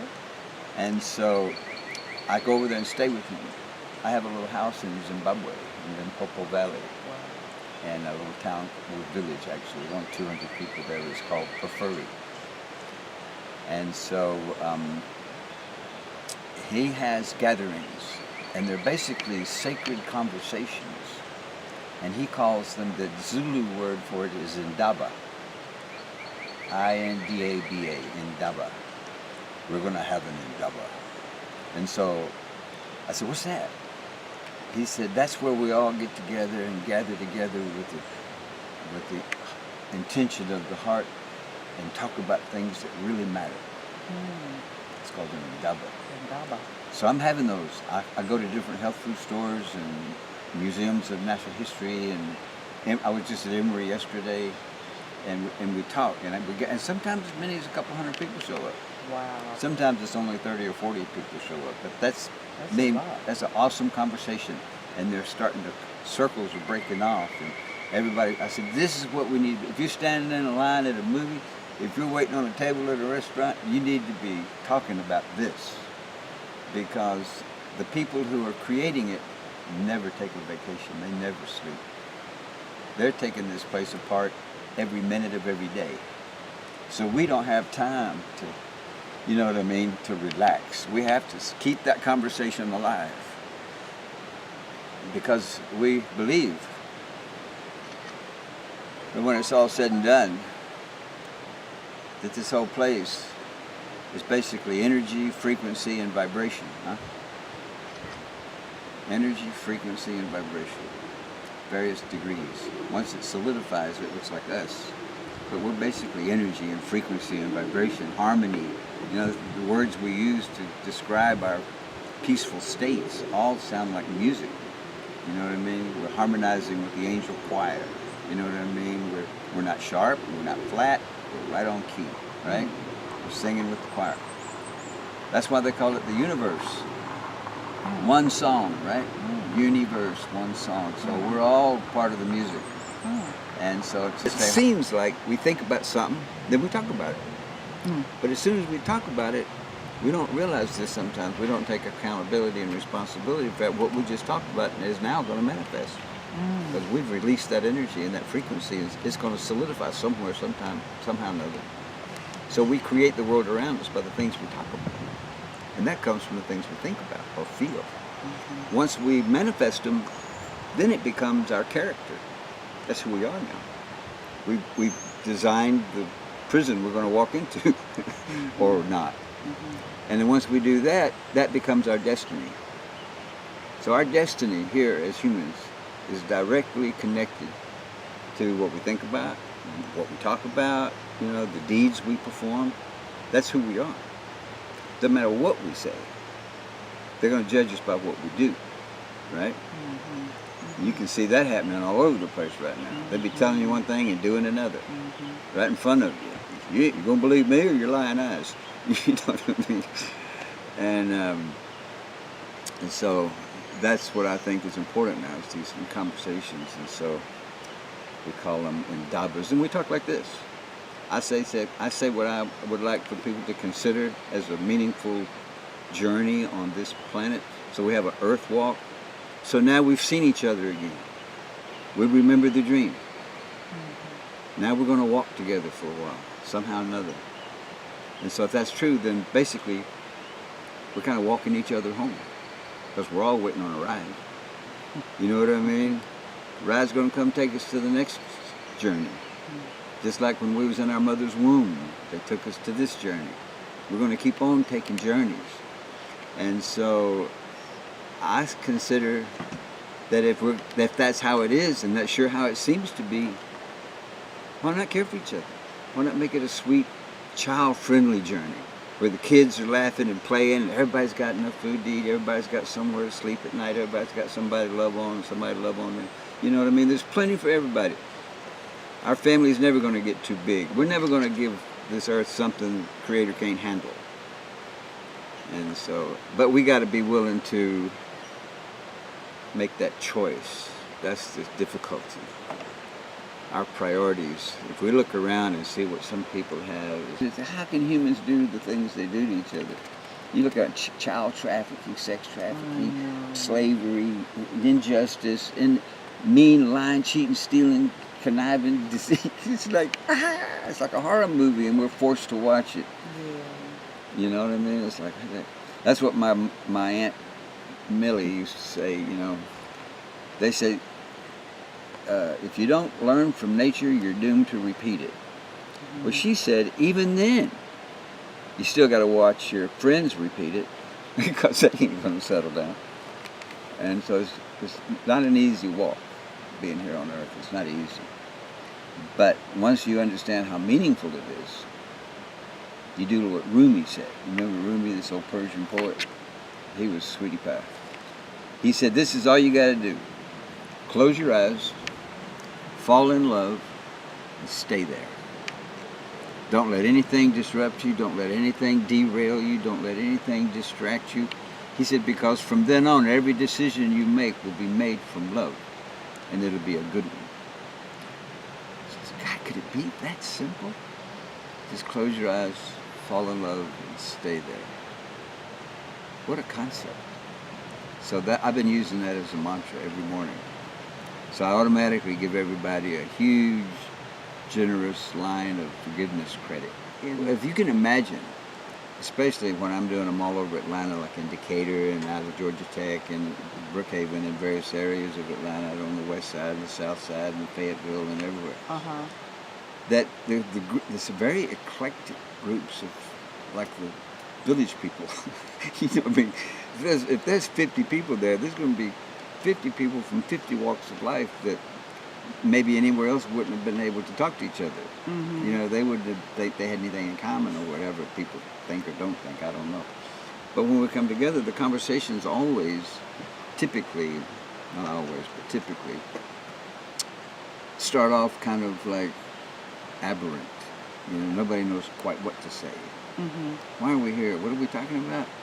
So I have to create like a context, like I did. Mm-hmm. I say, consider this as a premise and a reference point for this conversation. And you must accept this or not accept it. If you don't, then that's another conversation. But if you do accept that we are riding on the third rock from this star, and we are traveling through space at unprecedented speeds, that's a context. That's the framework for our teeny little lives here on this third rock. Gives us some perspective. You know what I mean? There's a huge, infinite universe out there. What are we talking about? You know, what were we talking about? You know what I mean? And so then you come back to this moment and say, okay, I'm going to remember my ancestors.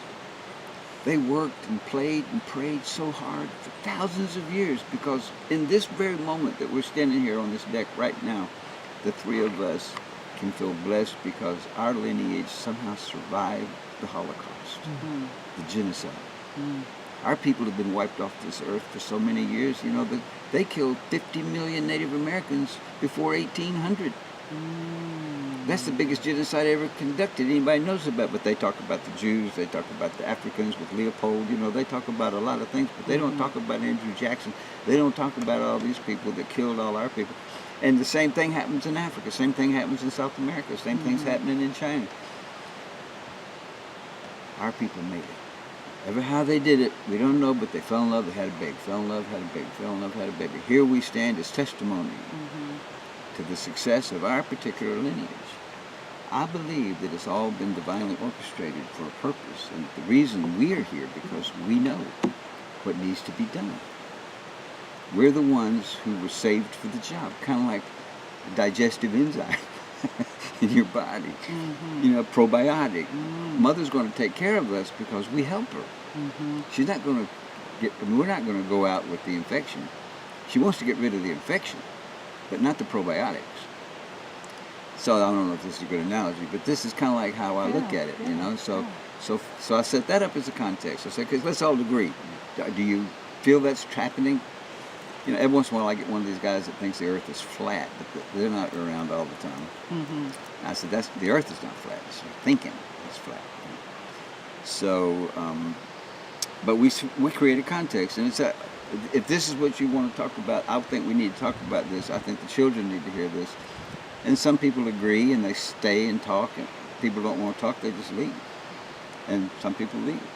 But most people stay. What are we talking about? I want to hear about this. You know, I didn't think about that. I didn't know that. I mean, I hear this a lot. Wow, I never looked at it that way. You know what I mean? They get it.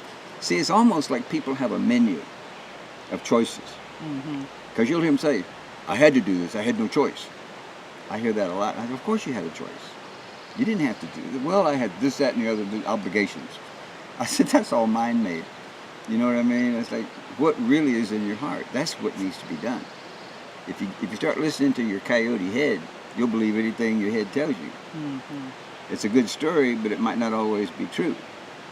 But in your heart, even though it might not be a good story, and it might not be rational, it might not be logical, it might not make perfect sense, but your heart keeps telling you to do it, you got to do it. Or you'll wish you did on your deathbed. That's what I saw in hospice work. People crossing over, they didn't say, I'm ready, come and get me. Nobody.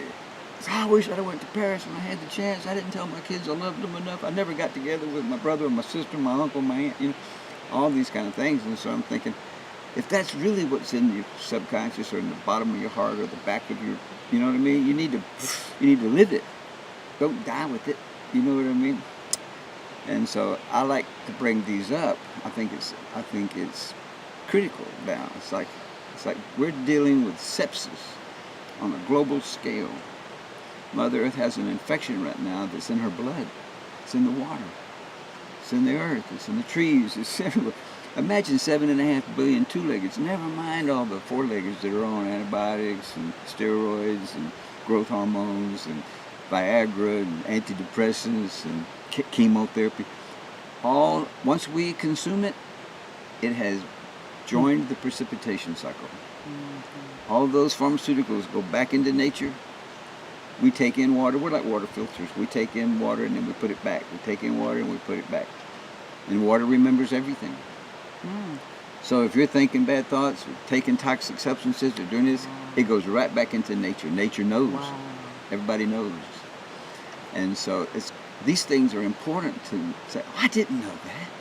How come nobody ever told me that? I said, well, if you investigate your life and investigate who you are, what does it mean to be a human being? Don't you think that's worth considering?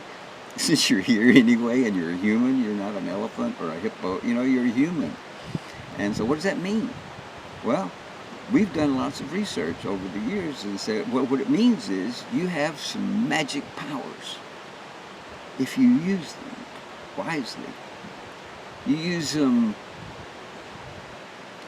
to exploit or to take advantage of. They're going to backfire on you like you know what I mean? You'd be shooting yourself in the foot. But if you use them to help people, your gifts will come alive. Because our people, our conversation with the Great Spirit is such that he says all humans are potentially healers. They just need to find the medium that I put them there for. But we're still here because we have a gift, because we have something the Creator thinks we need to offer the world to make it a better place. Because the Creator is mostly concerned about the children. That's the future. The seeds, you know, the hidden seeds. And one of the analogies that seems to connect with a lot of people and it expands their menu greatly without me having to say much more in that arena is that when you pick up something as simple maybe as an acorn, and let's say you hold it, you know, acorn, I got them all over the ground here. And you look at it, you think, okay, What's that acorn dreaming about? It's dreaming about being an oak tree. But one day, right, I will be this oak tree. And see this little seed right now. But under the right conditions, with a little help from its friends, right, it will become an oak tree. It's not going to change its destiny. It's not going to say, I think I'd rather be a pine. I think I'd rather be a Chinese dwarf apple tree. You know, it's not going to happen. It's got a destiny. Oak tree. And there ain't going to be no confusion about it. Once it's an oak tree, you're not going to walk up to that oak tree and think, looks like a pear tree to me. You know what I mean? It's going to be an oak tree. My people contend that we all have a seed like that inside of us, that under the right conditions, with a little help from our friends, we can blossom and become who it is that we're supposed to be, which is the best human being we can be. That's what our destiny is. And my grandmother used to say, if you can't find those people, you need to be one. And that's how we're going to make the world heal, one heart at a time.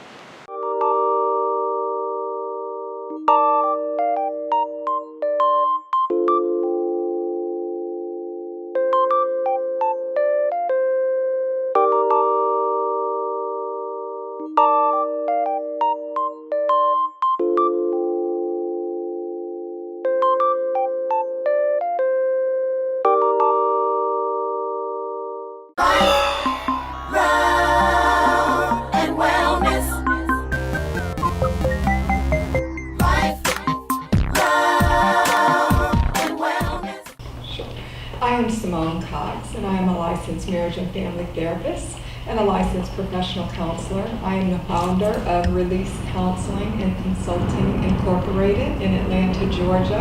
One thing that I found is in the African community, there's a lot of trauma that is unresolved. So I work with people to try and identify some of the patterns in their lives that are leading them to make the same decisions, the same maladaptive decisions that keep them stuck and that hinder them from accomplishing the goals they want to and being the best person they can be. And is it true that sometimes the patterns or the behaviors can be slightly different from the parents, but it has like the same underlying cause, Yes. so to speak? So depending on what the role is, whether it's from a parent or a child, the behavior can be different, but the underlying causes of the behavior may be the same. And it may be that need for attachment, the need for safety, the need for love, the need for security, to feel wanted, to feel valued. And that may show itself differently depending on the person's age, gender, behavior, background, but it does come out eventually. And the goal, of course, is to help people identify what those needs are and who are safe people to try and get those needs met from. Now, we can heal our bodies from the trauma through exercise, yoga, counseling, any variety of therapeutic modalities, but untreated, those things kind of fester in our body. And if you think of them kind of as just hardening and just staying there and fumes just coming out of them, and those are the things that impact us, which then result in our having a negative attitude, bad behaviors, our inability to explain what it is that we need and want from others, as well as keeping us from accomplishing the things we want to on our jobs and our families and our relationships. So long term, it can cause us anxiety, depression, illnesses in our body, and ultimately, at a very extreme level, with all these things compounded, high blood pressure, heart disease, and things that are so prevalent in our community, which eventually, if we don't treat these things and take care of ourselves, do eventually contribute to death. That's interesting. From my history anyway, when I go to a family practitioner or Yes. a regular MD, I'll never question about my emotional state or what was home life like, or that it has any impact on my overall health. Right. But I'll, be prescribed a pill to take or something Yes. along those lines. So when we take advantage of the services that you provide to Yes. a person, then does that eliminate the need, or reduce the need, I should say, reduce the need for prescription medications? Absolutely no. The idea is for them to work in collaboration. There is a place for medication, whether it be for mental illness or hypertension or whatever. So everything has its place, but what works best is to collaborate all those things for the betterment of the whole person, not just treating a spot illness here and leaving the rest untreated. So they go together. Okay, great. And so in your practice, do you deal more with families, with couples, with women, with men, with children? Well, I work with adults. I love the little people. I just don't work with them. And I deal primarily with individuals and couples. I love that. I like working with individuals who often are in periods of transition. So in my practice, we look a lot at wholeness, the whole person, and what's going on in their lives, whether it's family, work, school, and how all these things make them who they are. That's interesting, because we are raised with that, you're my better half. Or, Right. I'll bring in 50%, you bring in 50%. Right. But I love the way that you're approaching it, is that you're already whole. Both parts Right. of you are whole. So that just makes a bigger whole, right? It does. Yeah. Because just because you have two halves doesn't mean that they're cut right, or that they're going to, if you think of a puzzle, you can have two halves of a puzzle. How do you know they're the same puzzle? How do you know the pieces are going to fit together? But when you have two whole puzzles, you can easily bring those together. I like to think of myself kind of as just a support, journeying with them at this particular time in their lives. My goal, of course, is to get them, to help them reach a point to where they don't need me to journey with them any longer, and this is what I share with them. So I try to give them the tools that they can utilize on their own, away from me, so that they don't need to come back and see me anymore. More and more people are finding value in it. Now, what I am finding is that they want someone who they feel will understand the foundation of the culture. And so I will get people who will seek me out because they want someone who looks like them, who understands what it's like and won't judge them for various historical issues that are commonplace in our communities. And so they do start to embrace counseling. Once they experience it, if they do the work and see the benefits, then they value it. And then once they progress beyond a particular problem, they are not opposed to seeking counseling again should something else come up in their lives. Our communities don't embrace, because of whatever, like you said, the historical meaning that we've given to that. But it's so important when we have all of these emotions that are stuffed so far inside of us that is affecting all areas of our life. That's true. A lot of people have that stigma that if they think of therapists as shrinks. We're not psychiatrists, we're therapists. And we don't prescribe medication, but we are there to support you. And think about how good it feels when you are upset or you're angry or you're frustrated and you're able to talk to a friend and you feel relieved. Like, oh, okay, I feel better.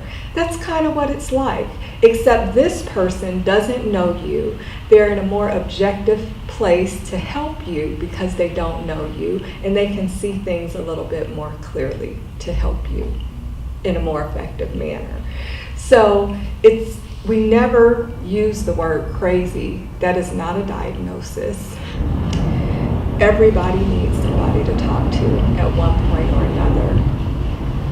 Therapists and counselors are there to help you and to listen to you and to support you. You deserve to have somebody to talk to without judgment, someone who is not going to tell you what to do, someone who's going to support you and release you when it's time.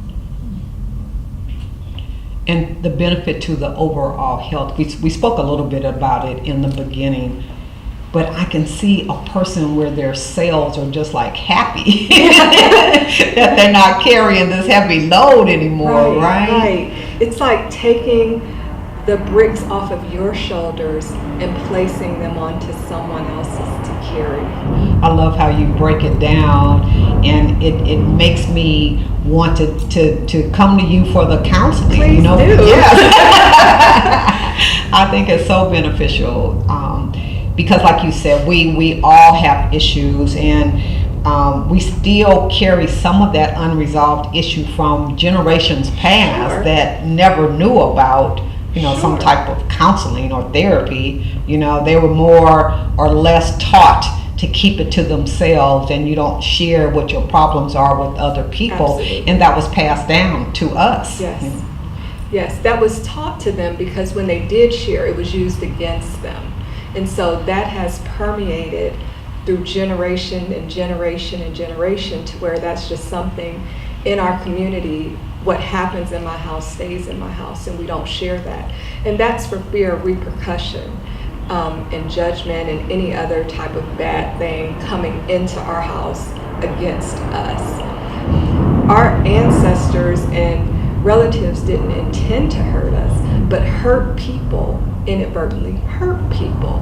They don't know how. If I'm hurting, then I can't necessarily help you be healthy and whole because I don't know how to do that for myself. And so where counselors come in is they help you to be able to do that for yourself so that you can consequently help someone else should you choose to do so.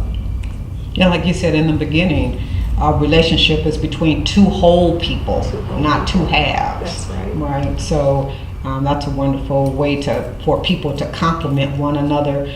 And I know that those situations, especially when our parents and grandparents and great-grandparents didn't have the tools in order to deal with what they were having to contend with. Yes.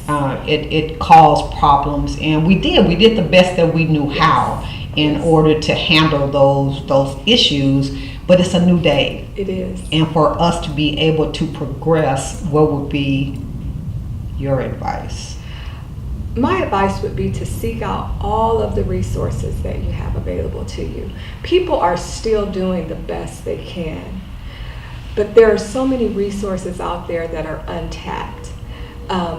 There are things that we can do that don't cost any money that can relieve stress.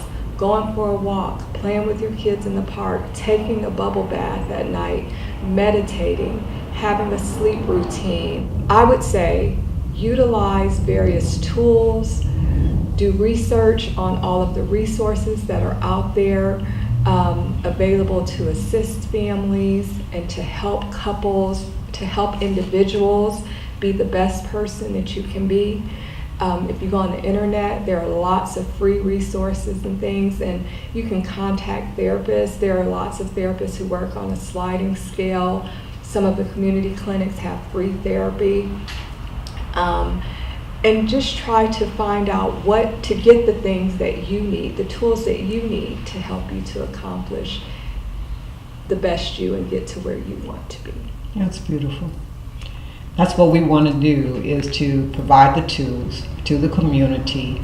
And so you've offered so many great tips and advice and a different way of looking at issues that could be impacting a person's life. And so we really appreciate you taking the time to share your wisdom with the audience and to let us know that there's no harm, there's no stigma.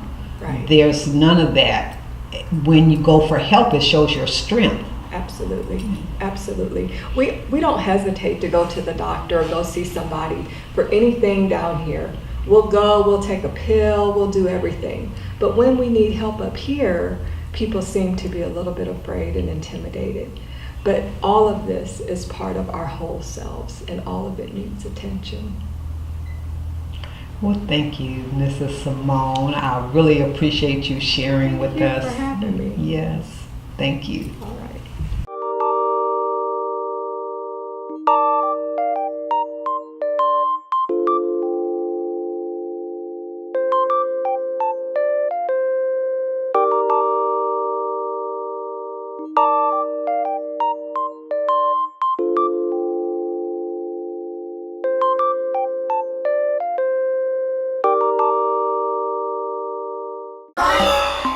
Love and wellness. Life, love, and wellness. I'm a little distracted because I have Mr. Tony Hill working on my feet.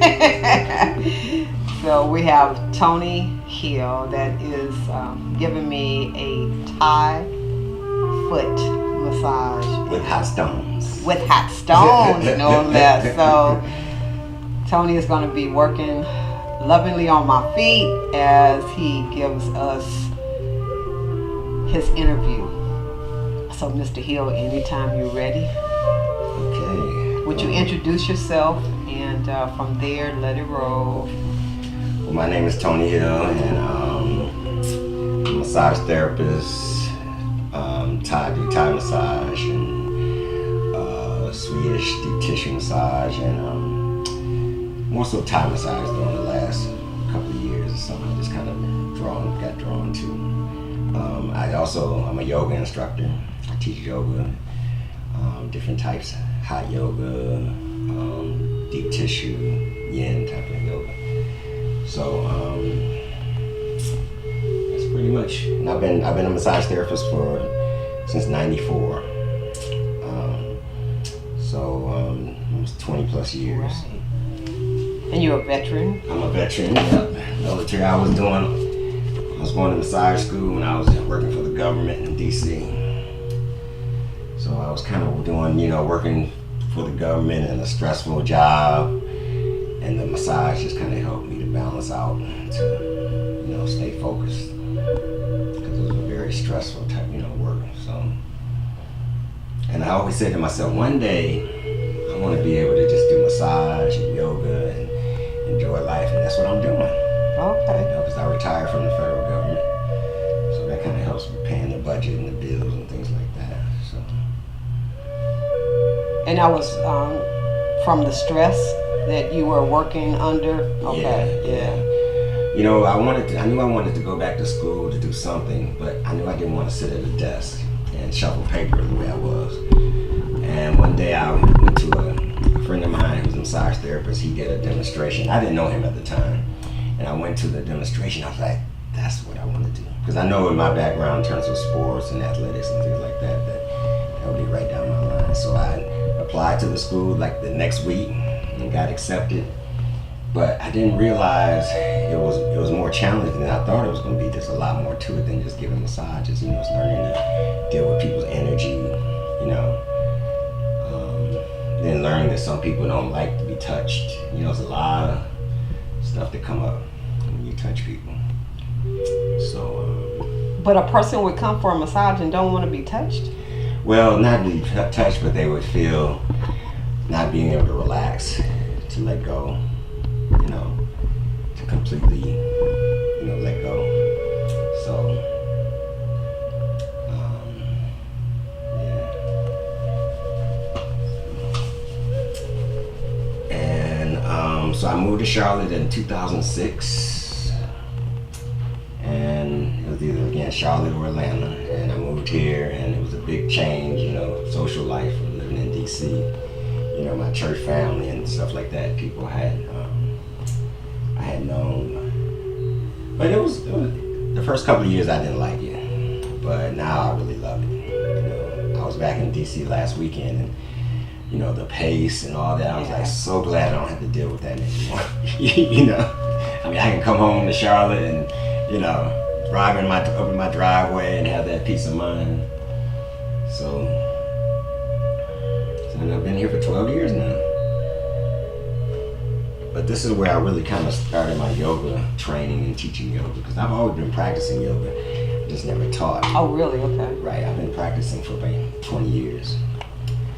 But one of my yoga teachers said, well, you should go and do the training. I said, okay. Because I really don't like being in front of people, and being the center of attention, so I didn't think I'd do a good job, but turns out I've been teaching for like 8 years now, and I enjoy it. It's helped me to come out of my shell. Okay. In terms of.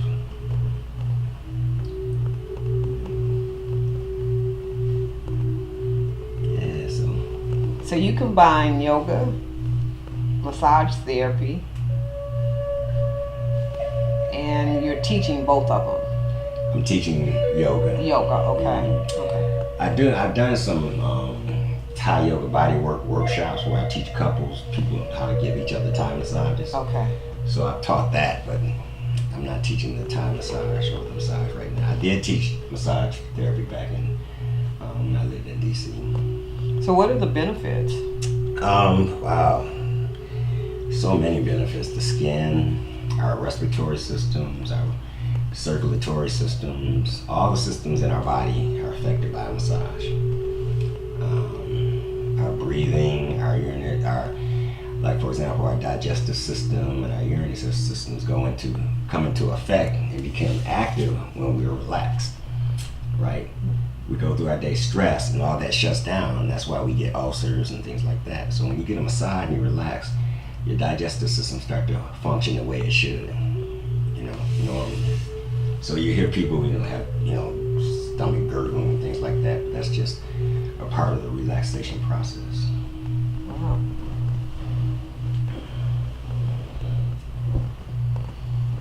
So you teach people how to relax. Yeah, that's really what it's all about, because a lot of people come to yoga in a yoga class, and some of them might want to get in shape, lose some weight and things like that, but eventually they come back because they like the way they feel mentally, right? They like that stress management, being able to cope with life. So I try to focus more on making people feel relaxed. Breath work is a big part of it. It helps to slow the heart rate down, helps you get into that relaxation state. And that's when your body's functioning at that peak level. But we spend most of our day stressed, and whether we are conscious of it or not. And things just over time start to build up. And so yoga just helps you to manage that stress. Do people realize that they're stressed when they come in? Because don't we operate sometimes at such a high level of stress constantly that we never know that we need to? Yeah. But if you got somebody that's coming regularly for massage, they learn to know when they get stressed. That's why they come back. Certain things happen, and maybe the way they act, they might snap, might have a certain ache in their body. So most people that come on a regular basis know when, okay, it's time to, take care of myself, some self-care. So, but what about people that don't know? Right. And that's where people end up turning to, alcohol, drugs, pills to help them sleep. They deal with it in an artificial way. It's funny because in Thailand, right, they got massage studios, all of them down the street. I mean, it's like 3 on one block. And so one night I was coming home it was like 11 o'clock on a Sunday night, and I hadn't had my daily foot massage. So I walked down the street to the locals, and all of them were packed. There was no place. I was mad. I ended up having to walk way around the corner. But that's how, 11 o'clock at night, that's what they're doing. They understand. And it's like a row, it's like this, of chairs and massage therapists, and people snoring or whatever, But you feel so good afterward. You sleep better too, so.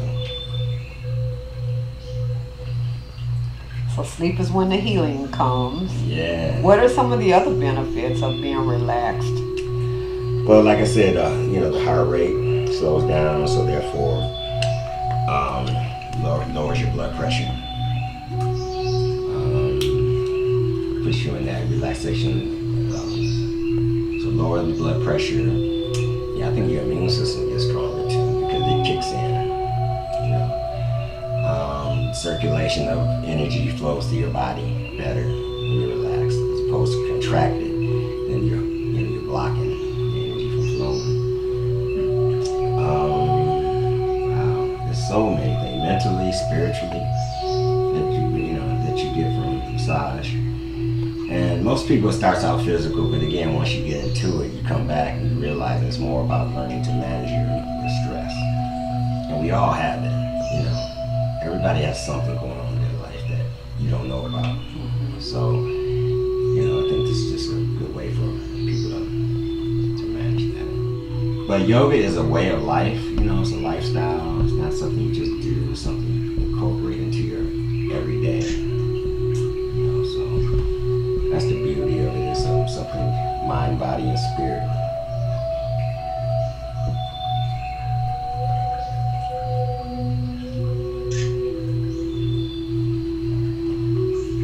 Foot massage works, man. And I was, you know, when I was a kid, my mother, when she would get off work, you know, she worked for the telephone company.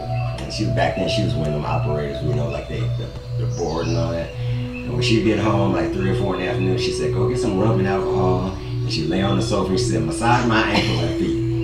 And I'd do it, and she'd be out, you know. But she'd get her her rest. Yeah. And then she had to get up and cook dinner and all that stuff. So your mom started you in your... Yeah, I love doing foot massages.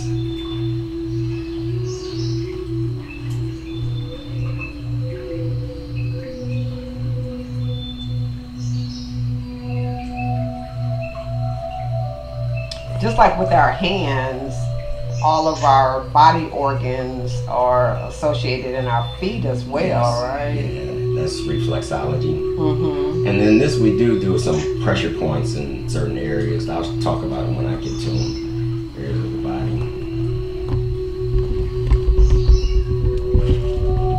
Sheet notes right here.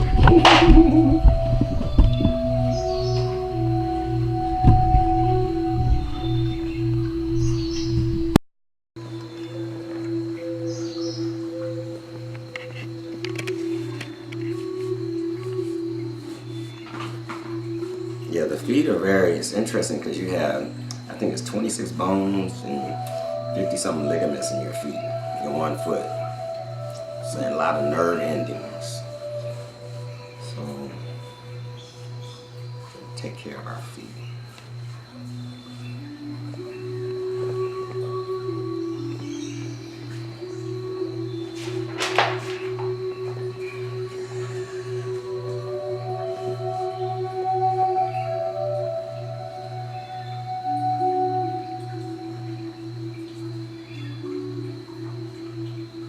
Thank your mom for me, please.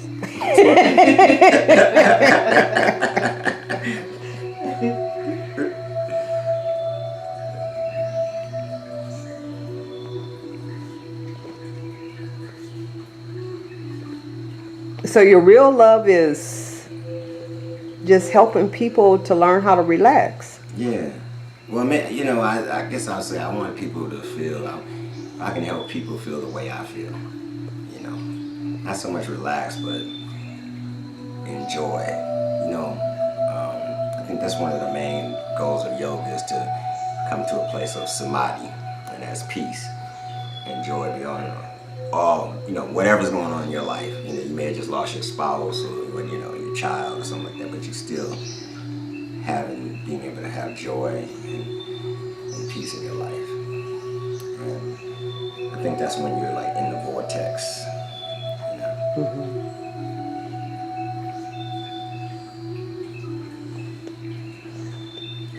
So now I'm gonna introduce the stick here. This is a Thai stick.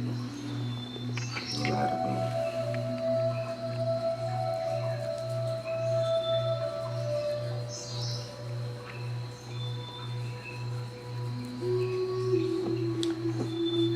Feet hold us up all day long. It's time for us to do something nice to them.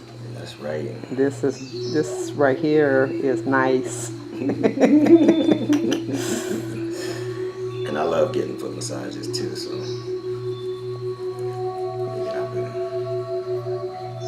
You know, I think we have a tendency to do more, women particularly, the pedicures than the foot massage, but man, that feels wonderful.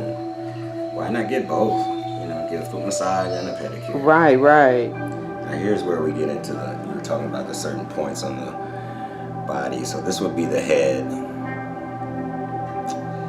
And all along the top of the toes would be the head.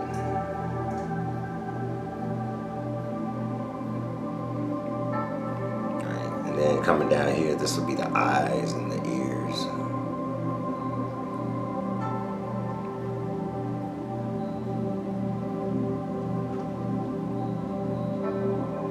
Is this pressure okay?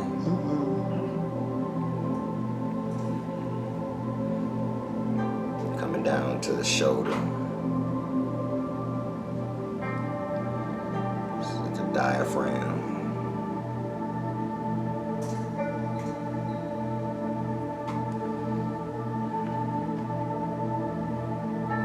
The liver. The liver is on both sides, even though it's on only one side of our body, but in this you do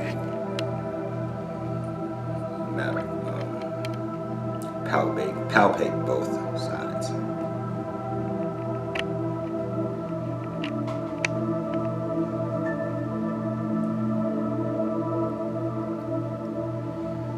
So as you get down to the heel area, you're coming into the lower part of the person's body. These are the legs. Like this is your waistline. You have a little knot, everything across and down is your, your lower body. And this would be considered your spine. You know how the spine is shaped? This would be the head, this is the neck, shoulders, waist, then on down to the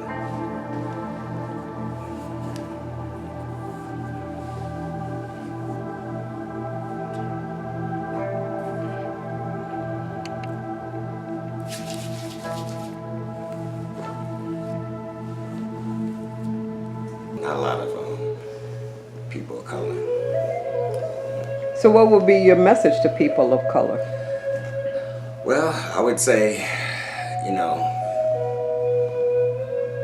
try it out, check it out. Definitely think we need more, in our life, in our, like I said, in our community. But I think sometimes people would think that this is not something that we can afford, or, it's just not for us. But all of us need to learn to manage our stress. Tony, you were talking about touch in our culture, and that it may be one of the reasons why we avoid taking care of ourselves and, with massage or other modalities like that.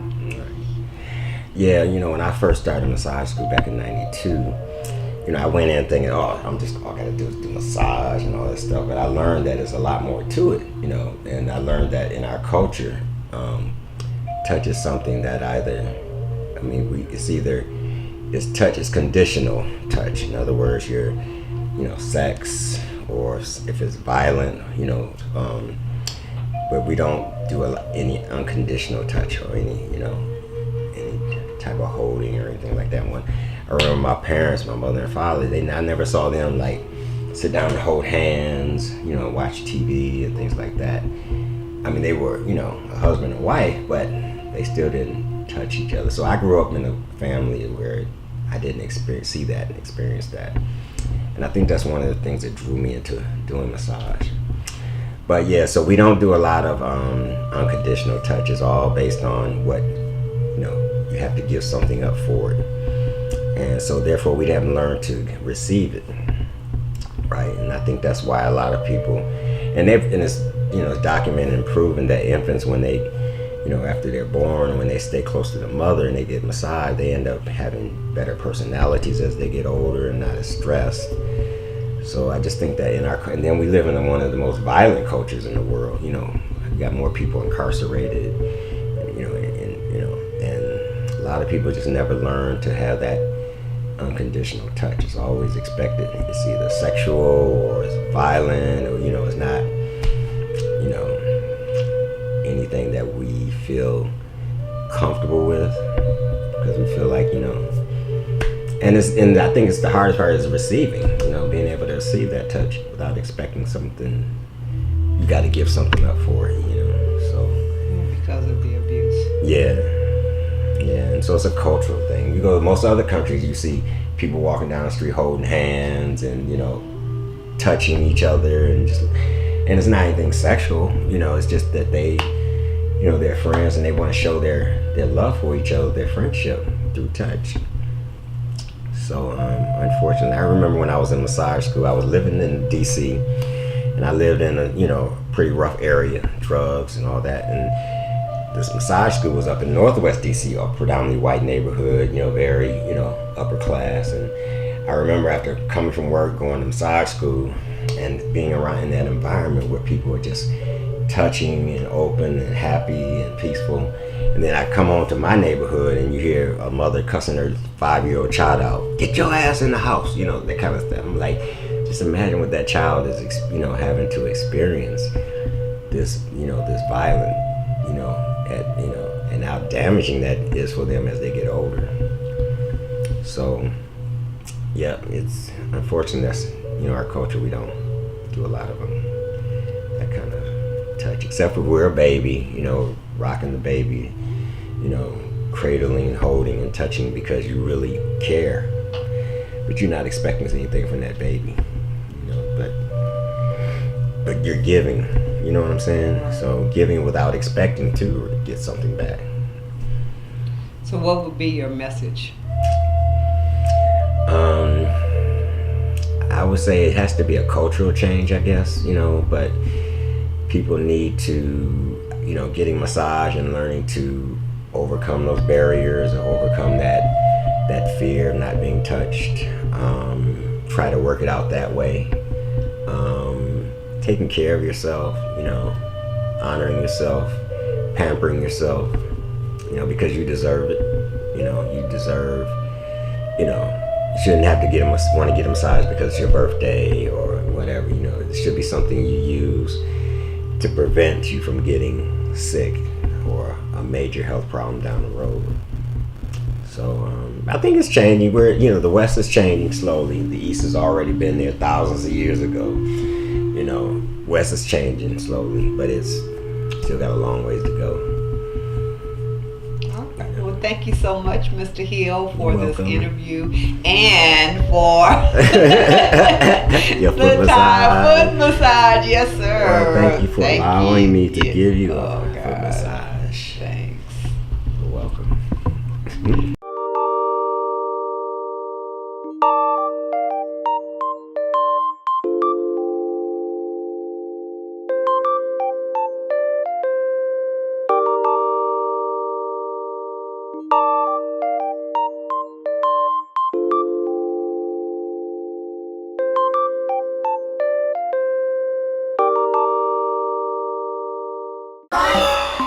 Love and wellness. Life, love and wellness.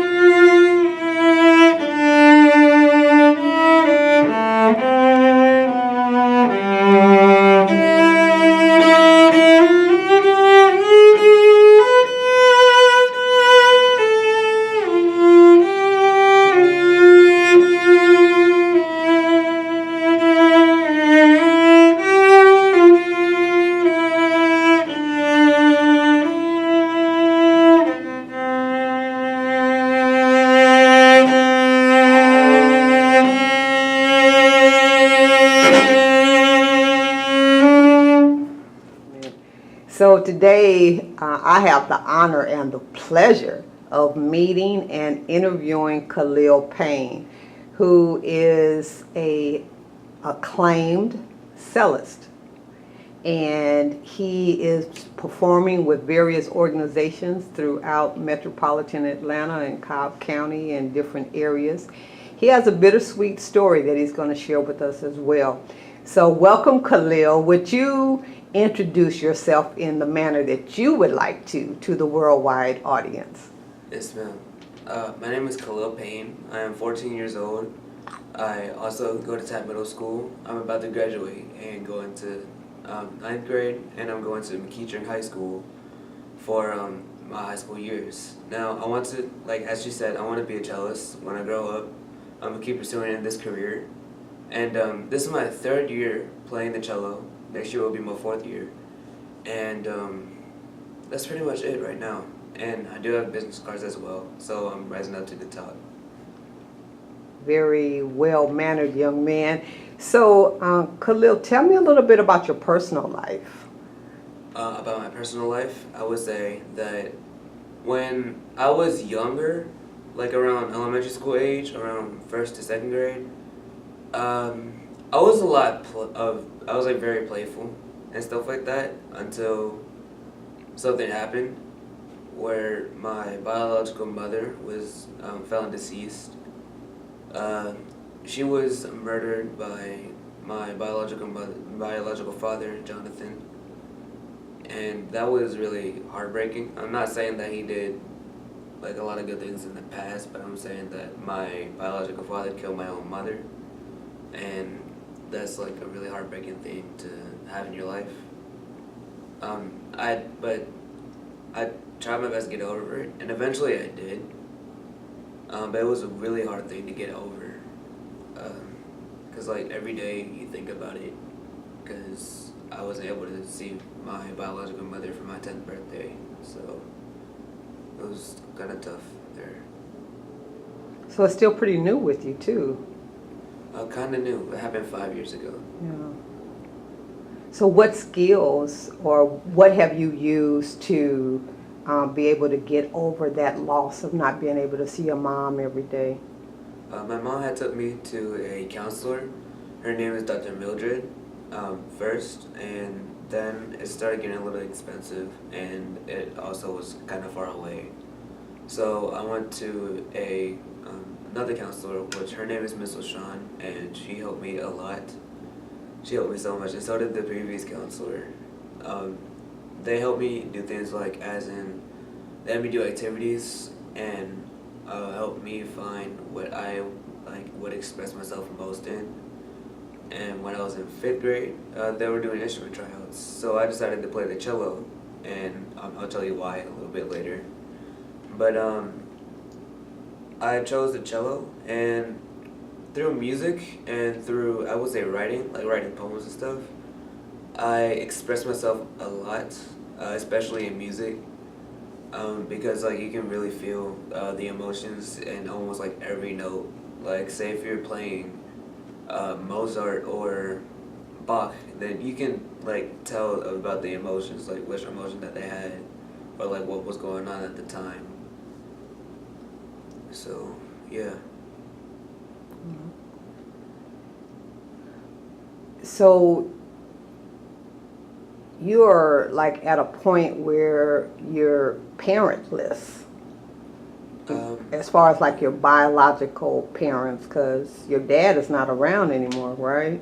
No, Yeah. he is currently not with me. I don't think he's in the state of Georgia, actually. He's in Mississippi. But right now, my biological mother, Janice, yes, she's not here. My biological father, I don't think I'm going to see him again. I doubt it. But I wouldn't say that I'm parentless, because I am adopted by mom. Well, I call her mom. Nadine Payne and Brent Payne, they have adopted me. I'll call them mom and dad ever since they started taking care of me. Really, it was since birth, but they started taking care of me, so I just call them mom and dad. But I would not say that I'm parentless, because they're the closest things to they're the closest people to having parents that I can be. Yeah, that's why I changed it to biological, because I was like, that was not a good way to say that. So Yeah. thank you for correcting that. So what does it feel like to have a new set of mom and dad that has adopted you into their family? It feels like it doesn't feel that different because they're my grandparents. So I'm kind of familiar with. Well, at first I was kind of familiar with them.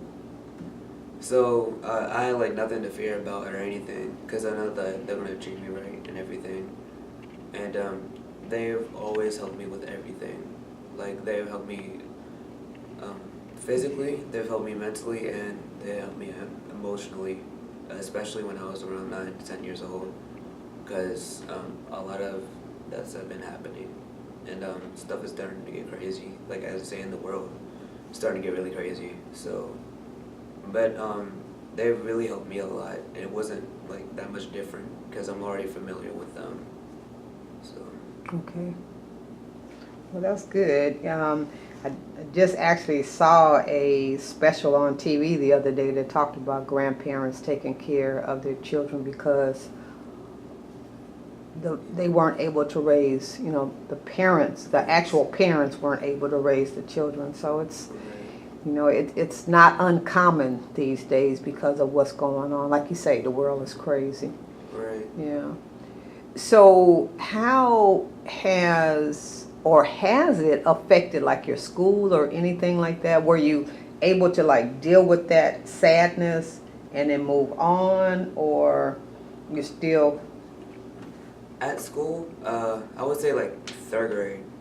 Third grade was a pretty tough time. Like I didn't talk as much to my friends because that ever since the funeral, I had bawled myself so out at the funeral and at the wake.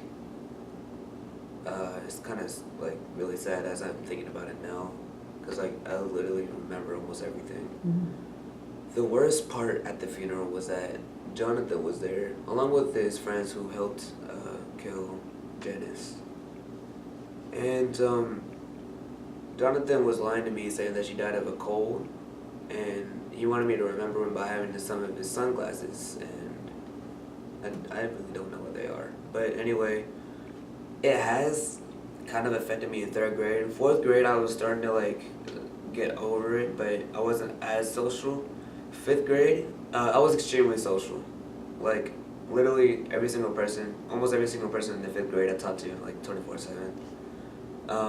And like sixth grade to eighth grade now, I'm just like literally everywhere. Like I got people's phone numbers and text them 24/7, literally. So, it has affected me like when it recently happened, but now it doesn't because some of my friends are helping me get through. My friends are helping me get through and get over the tragedy that happened 5 years ago. So what advice would you give a young person that's in either an abusive relationship, as far as their parents go, the parents are not getting along and they're at each other, or they experience a tragedy like you did? I would say, first, never give up, and second, I would say just like be dedicated, and because you know that there's a way out, because God had you on this earth for a reason. So I would recommend that you just read the Bible every day and pray every day, and do your best not to have like any reason or anything to do with what they're doing to you, and to like think outside of the box, so that not just to outsmart them, but I'm saying like so that you won't be getting in as much trouble as what they would say. And I mean, I would just say keep your hopes up, because if God can make a way out of no way, and it may not, like in that song, it may not be there when you want it, but it'll be there right on time. Wise words from a young person. Thank you for that. Yeah, because I know children or youth, that young people that have family issues that they have to deal with.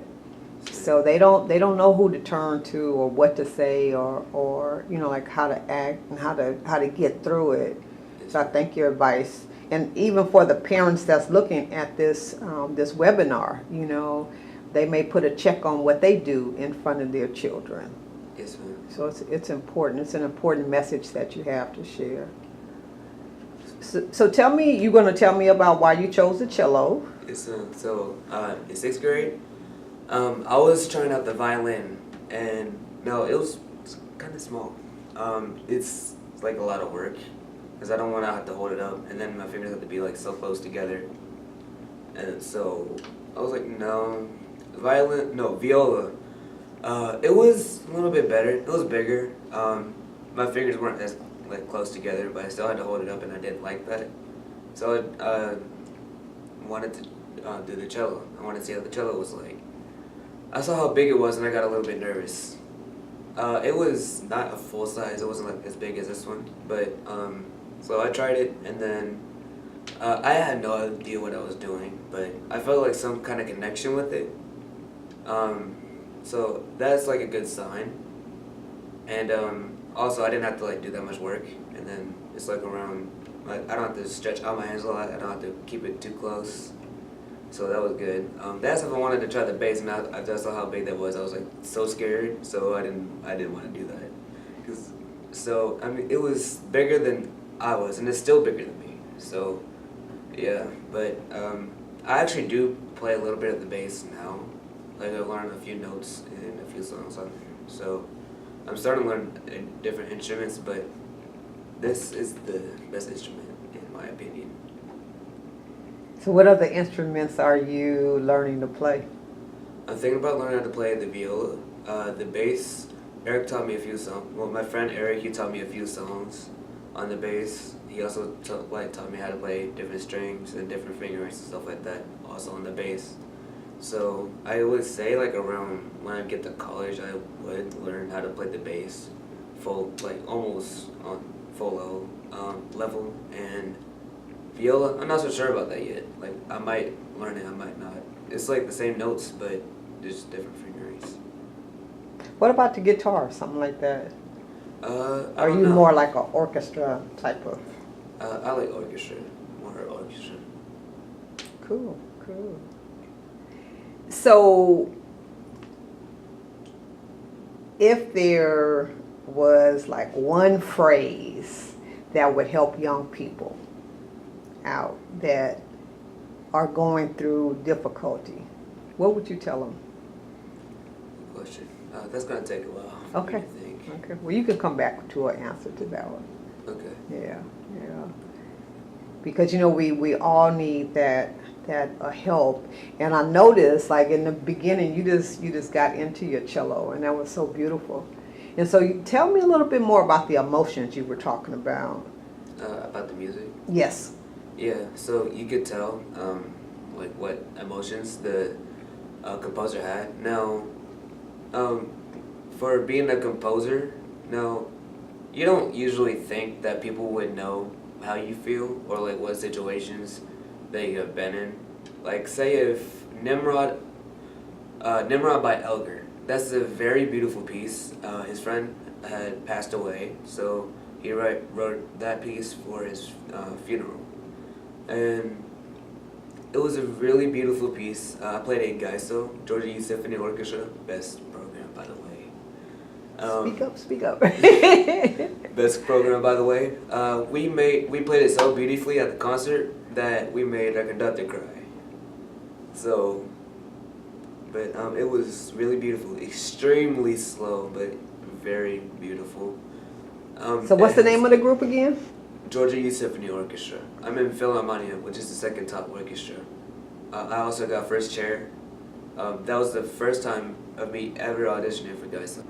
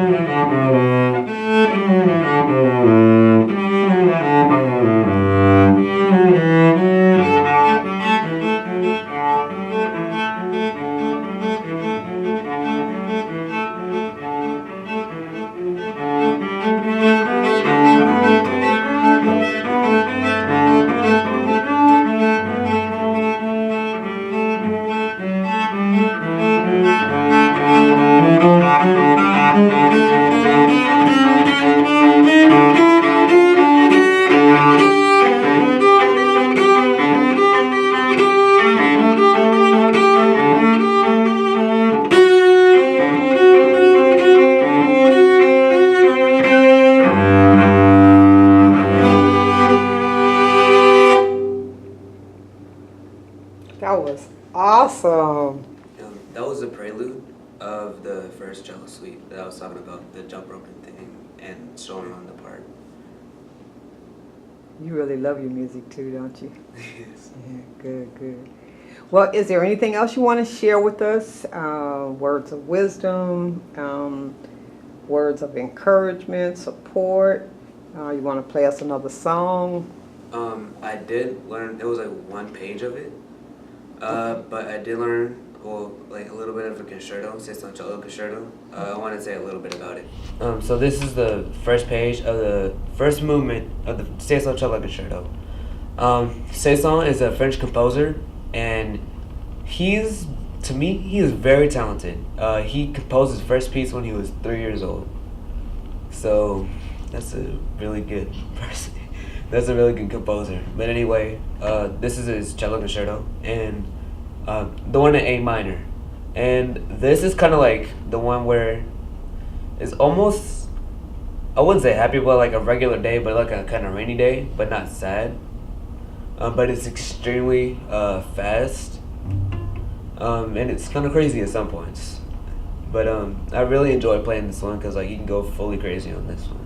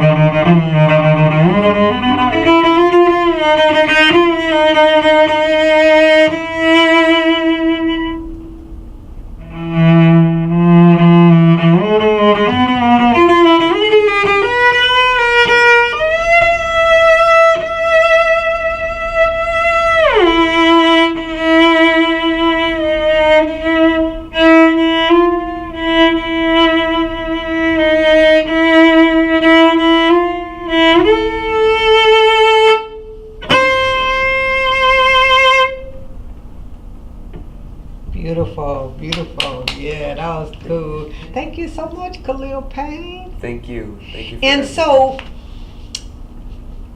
before we close up, just explain to me some of the awards and recognition that you've received for your work.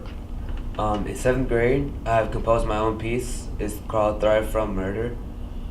This is explaining like how I was from 3rd grade all the way till that time in 7th grade.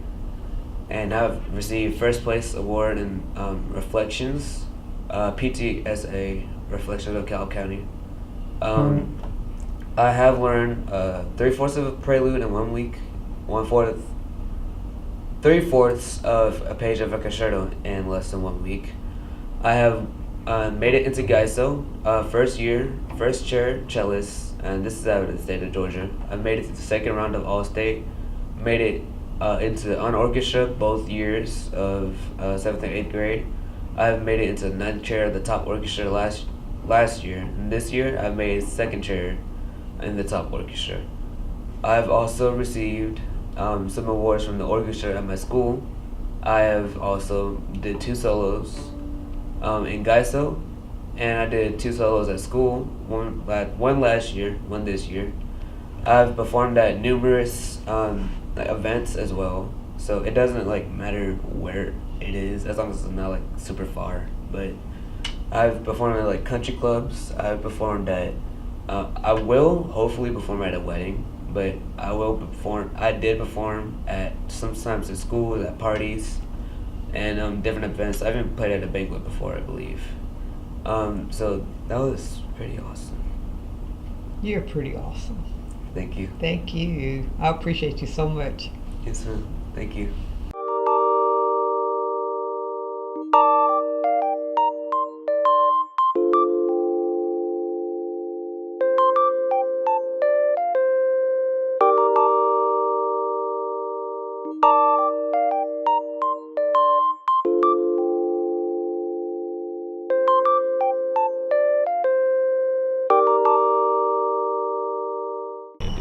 Thank you for being with us today. And we know that you enjoyed our awesome, incredible speakers. And we certainly appreciate you as being a part of this groundbreaking historic event. And so we invite you to tomorrow perhaps invite a couple of more of your friends over, or how about at your church or your synagogue or your mosque, invite people and have a viewing party so that you can have a discussion afterwards.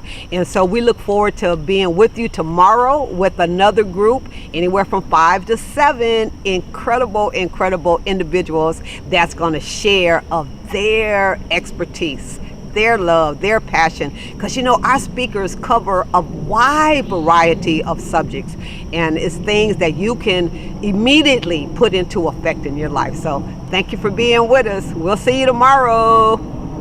Love and wellness. Life, love and wellness. Life, love and wellness. And that's what I want, more just what I need.